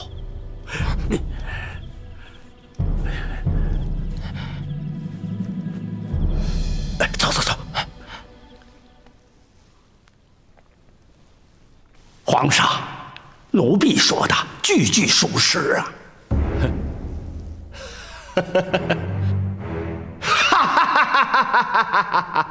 好你个袁崇焕，朕对你信任有加，肝胆相照，把朕的身家性命都交给了你，而你却勾结金军，围困我北京，从背后捅了我一刀，你这是要亡我大明，灭我朱家呀！皇上，臣对大明忠心耿耿，天地可鉴，请皇上不要听小人谗言，冤枉微臣，臣冤枉啊！臣虽然死不足惜，可是大明江山将毁于一旦呐！压下去！冤枉啊！皇上，大明江山将不保啊！皇上，冤枉啊！大汗，大汗，崇祯果然中了离间计，袁崇焕被凌迟了，援军遁散，祖大寿已率残部仓皇出奔山海关外了。皇太极，现在北京城已经成为一座孤城，我们不费吹灰之力就可以把它拿下。崇祯啊，崇祯，够狠的！皇太极，不要在这里发感悟了，我们大金将士就等你一声令下，荡平北京城，活捉那个皇帝崇祯。取城易如反掌，但明朝疆域辽阔，兵力未竭，不是一朝一夕就可以击溃的。皇太极，那你什么意思？你不打算进北京城了？中原的天下，还不当是我的。这北京城，得之易，守之难，还不如减兵列旅，静待天命吧。哎，皇太极，你没事带着我们几个过来，这耍我们呢？咱们千里迢迢跑到这儿，就陪你看一眼北京城，啊？皇太极，难道你真的不想去北京摸摸那把龙椅吗？我比谁都想，现在比任何时候都想。可现在不是时候。我们拿下了北京城，只会干掠劫的事，却没有本领统帅一个帝国。我不想当掠劫的土匪，我想当一个帝国的统帅。你明白吗？哎呀，大汗，免礼了。你们俩一起约我来，有什么事？大汗，我呀有一个好消息要告诉你。哦，什么好消息？姑姑又有了。真的假的？太医已经把过脉了。太好了，坐。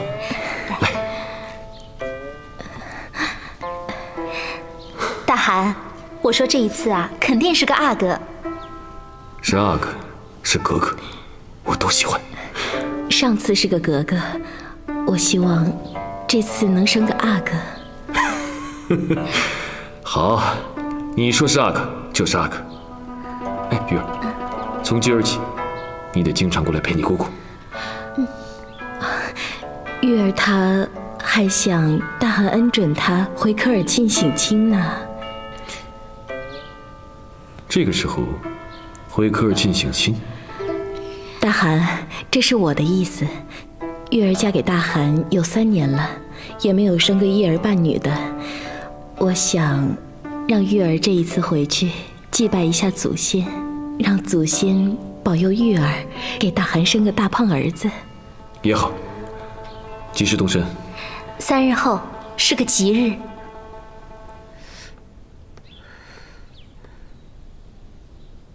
哼，大汗一回来就往那儿去，被那2个狐狸精迷的，连看都不看我一眼。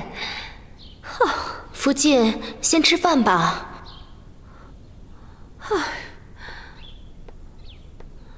我哪还有什么心思吃饭呢？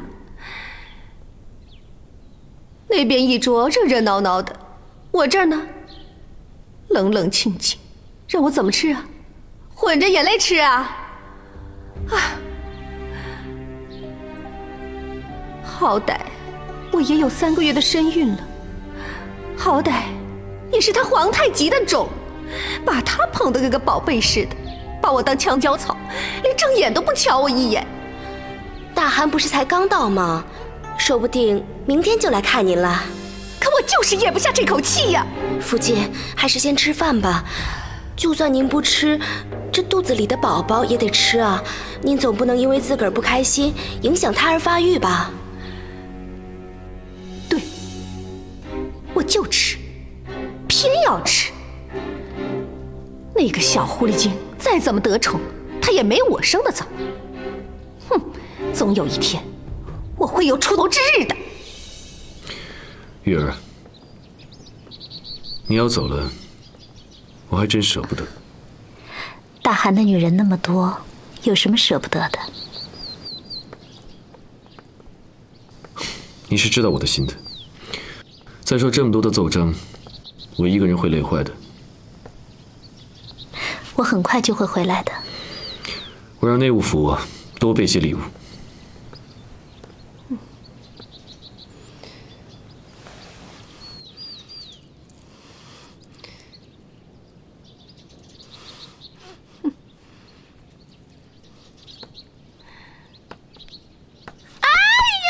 福晋，福晋，好痛！哎呀，好痛啊！怎么摔了？哎呀，都怪那个台阶！来，起来。你要小心一点，既然有台阶，就要慢些走。有大汗扶着，我就不会摔倒了吗？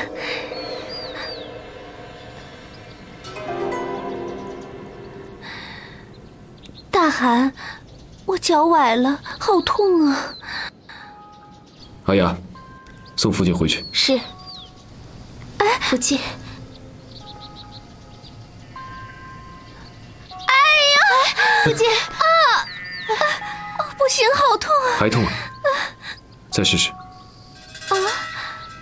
哦。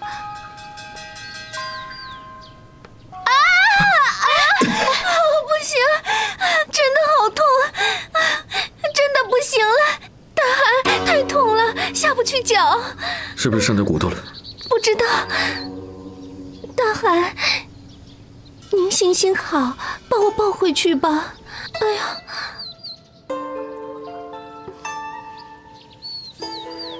好吧，玉儿，等我一会儿。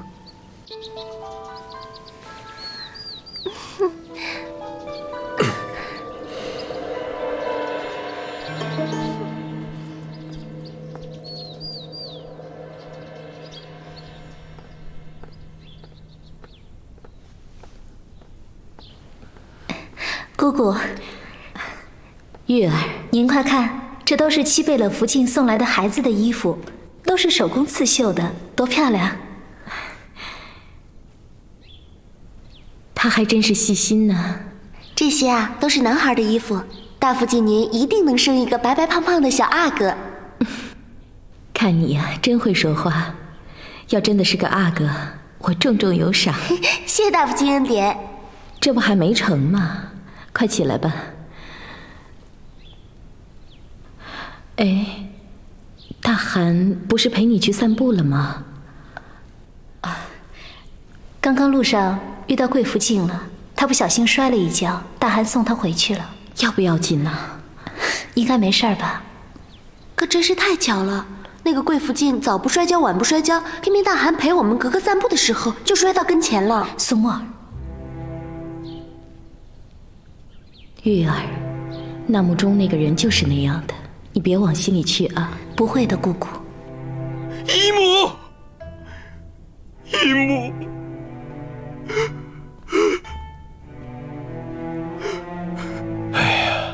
阿哲，啊，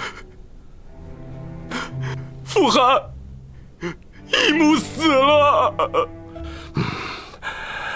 起来吧。我不甘心，我不甘心！是大金，是皇太极，是多尔衮害死了我的姨母，我不甘心啊！我何尝不痛心呐！察哈尔丢失了大片的领土，我心如刀割一样。傅寒，我们绝不能就这么算了，绝不能让大金凌驾在我们头上。要不是大金咄咄逼人，我姨母也不会死在逃亡的路上。我们杀回去！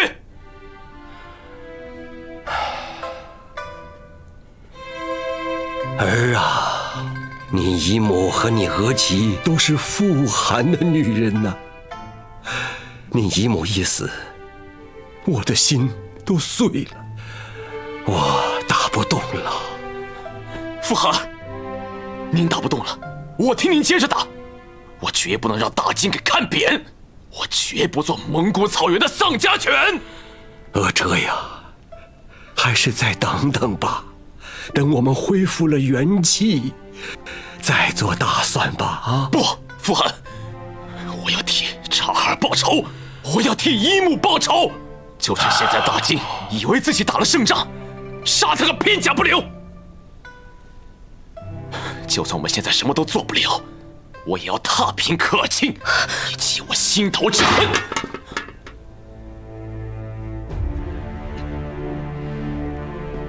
这个扫把星，你弄那么大声响干嘛？是想把我姨母的灵魂给吓走吗？我求求你，我求求你不要发兵科尔沁好不好？不要！你这个扫把星，自从你来了察哈尔，我们察哈尔就祸事不断，科尔沁都把你给卖了，你还替他求情，你这个贱女人！好了，阿哲，好歹她也是你的女人呐。滚！你马上给我滚！你要是再不走，我就拉你给我姨母陪葬！滚！你！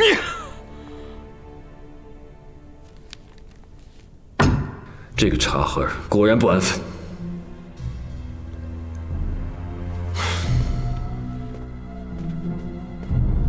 大汗，德尔衮，我收到密报，察哈尔意图入侵科尔沁，玉儿有危险。我命令你立刻带领正白旗火速出发，援助科尔沁，把察哈尔赶出漠南蒙古，越远越好。这，你速去速回，我这儿还有重要的任务要交给你。这，去吧。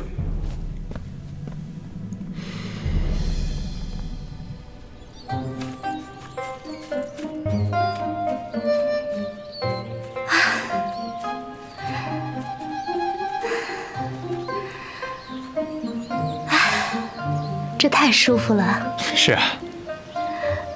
龙哥，你是哪里人啊？我是盛京人。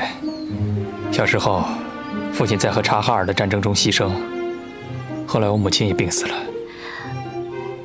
对不起，我不该问的。没事，侧福晋。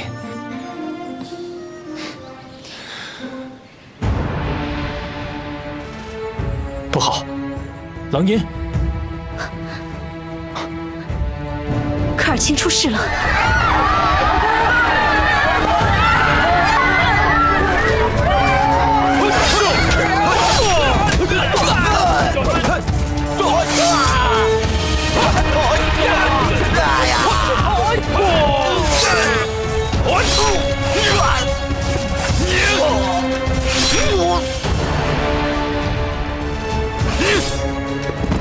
杀！何哲，你到底要干什么？干什么？你们科尔沁的末日到了！哼！你快让你们的大金妹夫来救你们呢！让他来呀！让他们来呀！走！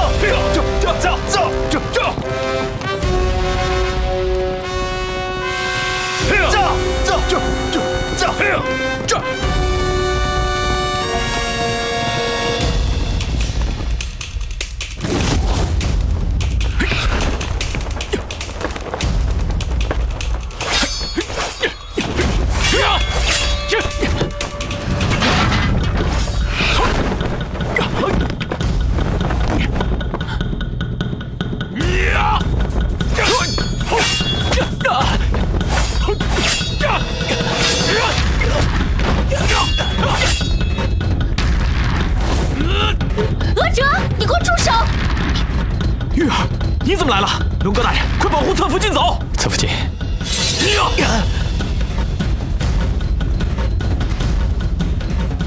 玉儿，我还正想杀到圣京去找你呢，没想到你自己送上门来了。额哲，你会遭报应的。报应？我看皇太极才应该遭报应呢。别说了，跟我回察哈尔再说吧。额哲，休得放肆！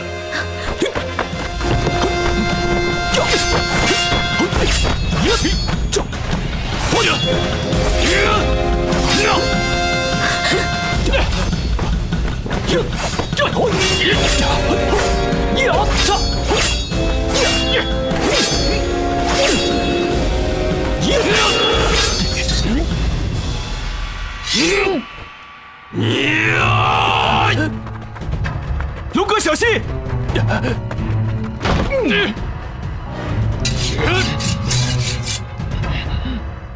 走！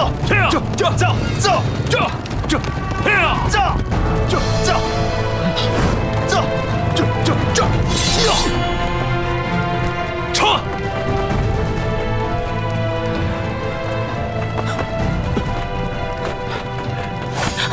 额哲，你想干什么？少废话，走！放开他！放开他！额哲，你这个畜生！走！你这个畜生！玉儿，多尔衮，真的是你！八哥接到密报，叫我来了。十四贝勒，你来的正是时候，再晚一点就糟了。不好了，你欧乌格被额哲掳走了。什么？朝那个方向走了，你快去救欧乌格吧。我去。走！龙哥，你帮我照顾好玉儿。嗯，好。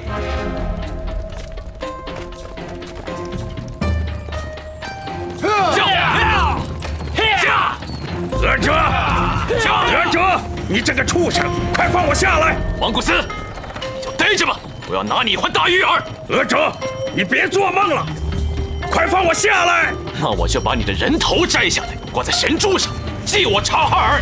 下！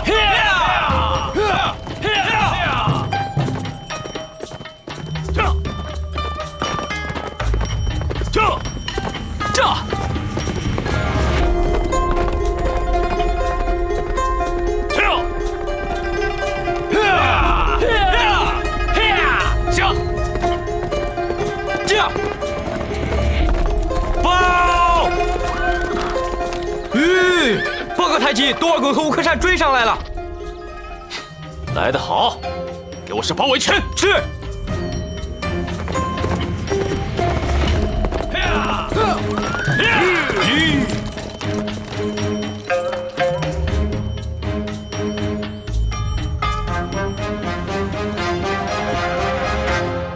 额哲，把莽古斯贝勒放了。放的，就凭你一句话，你想干什么？多尔衮，你是不是跟我三生有仇啊？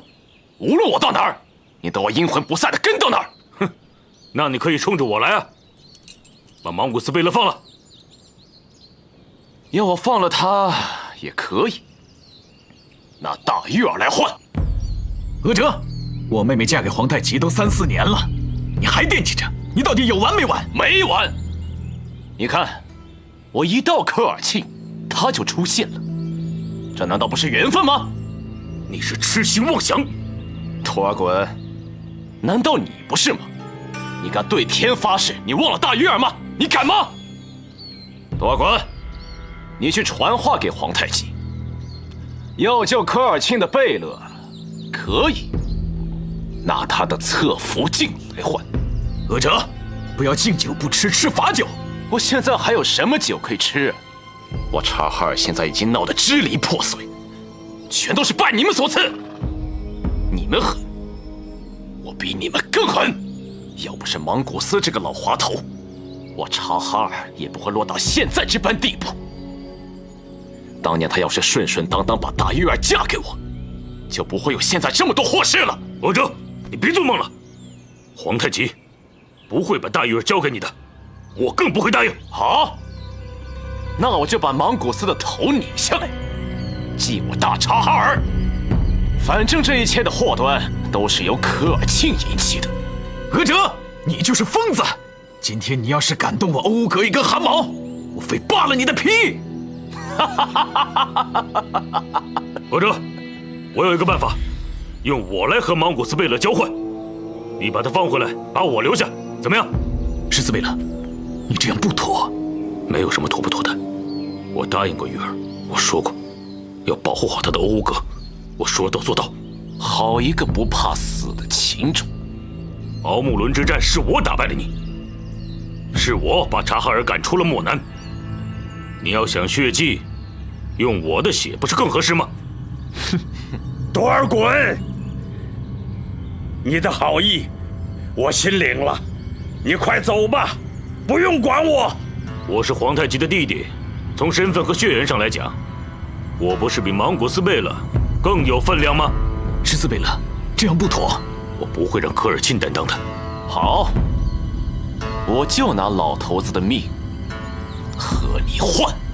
进去，傅寒，你看我把谁给抓回来了？啊！多尔衮，傅寒，这都是天命。敖木伦一战虽然战败了，但是现在多尔衮不照样落在我手上？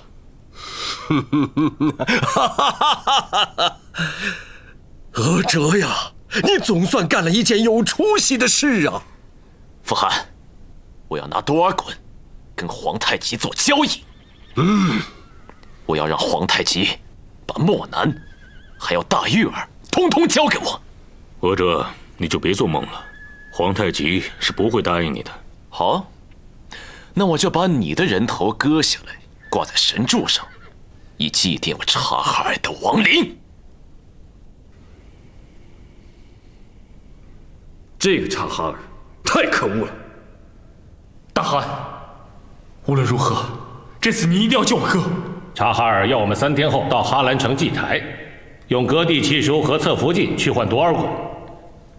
这也欺人太甚了吧？也亏对方想得出来。这个阿哲还挺有意思呀，不仅要地，还要女人，偏偏别的女人不要，狮子大开口，哼，就要我们大金汗王的女人。皇太极，你打算怎么处理啊？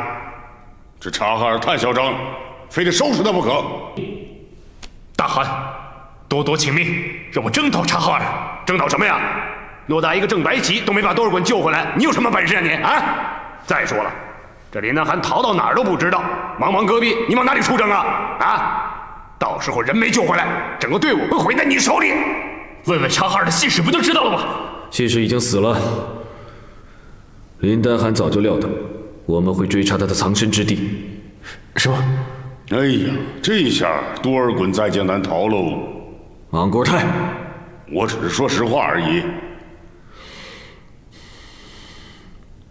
阿明，你率镶蓝旗征讨察哈尔残部。我去。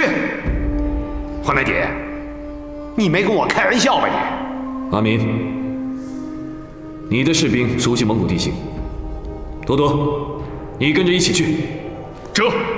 我不去啊！你想派谁去谁去啊！哼，多尔衮不可能活着回来了，这劳师动众的，纯粹是多此一举。阿明，阿明呐，多尔衮毕竟是我们的兄弟，我们不能眼睁睁地看着他。大贝勒，你怎么不去啊？你手上不是还有正红旗吗？阿明，你的镶蓝旗征战蒙古最有优势，不光熟悉戈壁地形，还有沙漠作战的经验。你一定要从林丹汗手里把多尔衮给我救出来，不惜任何代价。你也太偏心了吧！就为了救你那个小弟弟，你让我去戈壁滩送死啊你！你替我想过没有？到时候可能我的镶蓝旗会全军覆没的。镶蓝旗全军覆没，我把我的正黄旗赔给你，行了吗？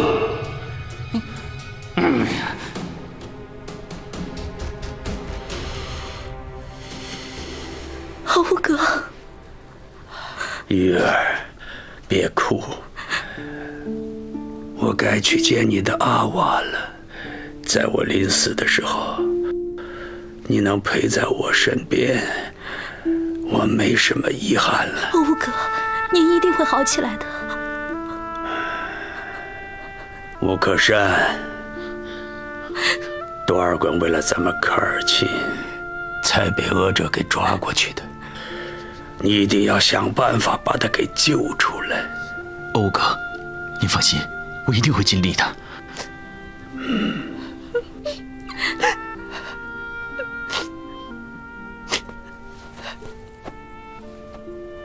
龙哥，快起来！乌哥，请允许我这样叫您。龙哥大人，这可使不得。贝子，乌哥当年救过我，如果不是他，我早就没命了。大汗是个多疑的人，我和龙哥的关系只有玉儿知道，你们也不要说出去。龙哥，快起来！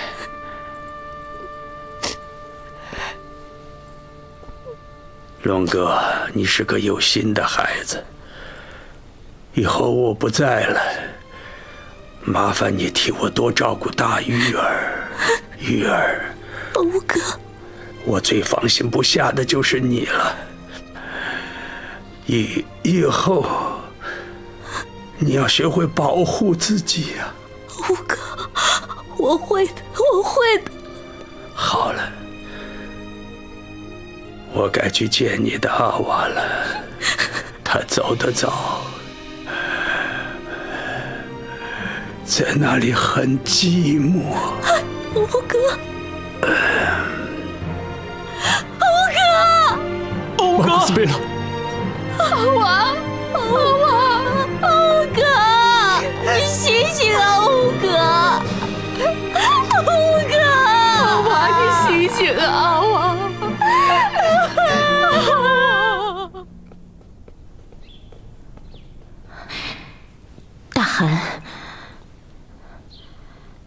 大汗，我听说多尔衮被俄者给抓走了。是的，多尔衮用自己换回了莽古斯贝勒。那您赶紧派将士去救他呀！当然，我已经让阿敏去了。阿敏，他的镶蓝旗熟悉戈壁地形，多多也跟着去了。您能放心他吗？可现在还有什么别的办法吗？这个俄者真是太可恶了。这，我问你，玉儿跟那个察哈尔部的俄者到底怎么回事？没什么事啊。那他为什么绑了多尔衮，竟扬言要玉儿去换呢？大汗，俄者他和玉儿从小就一起在大草原上长大。阿哲他一直暗恋着玉儿，可是您知道的，玉儿她并不喜欢阿哲。真是胆大包天，竟敢觊觎我皇太极的女人，挑战我的权威。察哈尔，你等着。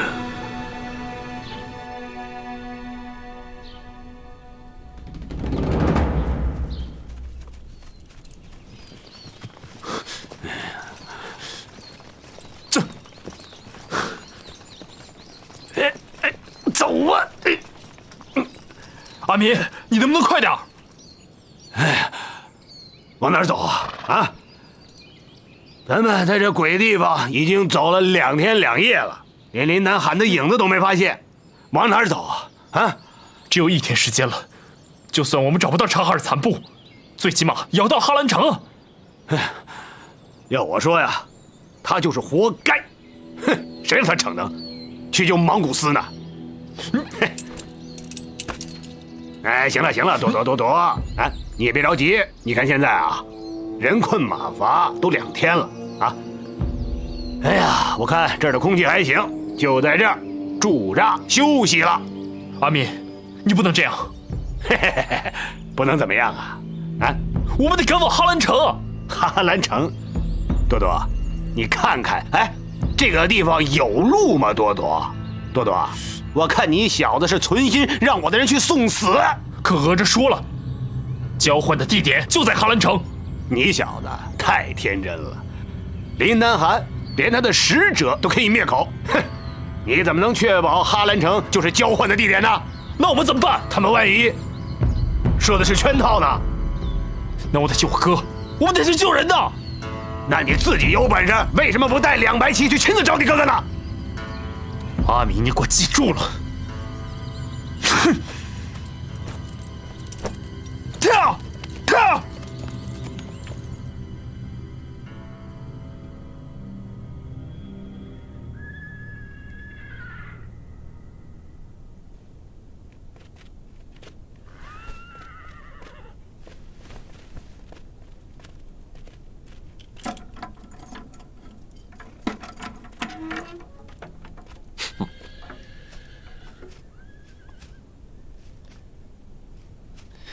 多尔衮，怎么样？牢里舒服吧？能给口水喝吗？你不是大金第一勇士吗？怎么，碰到我额哲就没招了？我就是好奇呀。你说这你在皇太极心中到底占什么分量呢？他把你的女人抢走了，你说他会不会再把女人还回来来救你呢？你看什么呀？我没说错呀。皇太极不是把大玉儿给抢走了吗？哎，你说多尔衮，你也真是个贱骨头啊！人家把你女人抢走了，你还像条哈巴狗一样对人家俯首称臣呢。你说够了没有？没有，我今天舌头发痒，话特别多。阿哲，你少废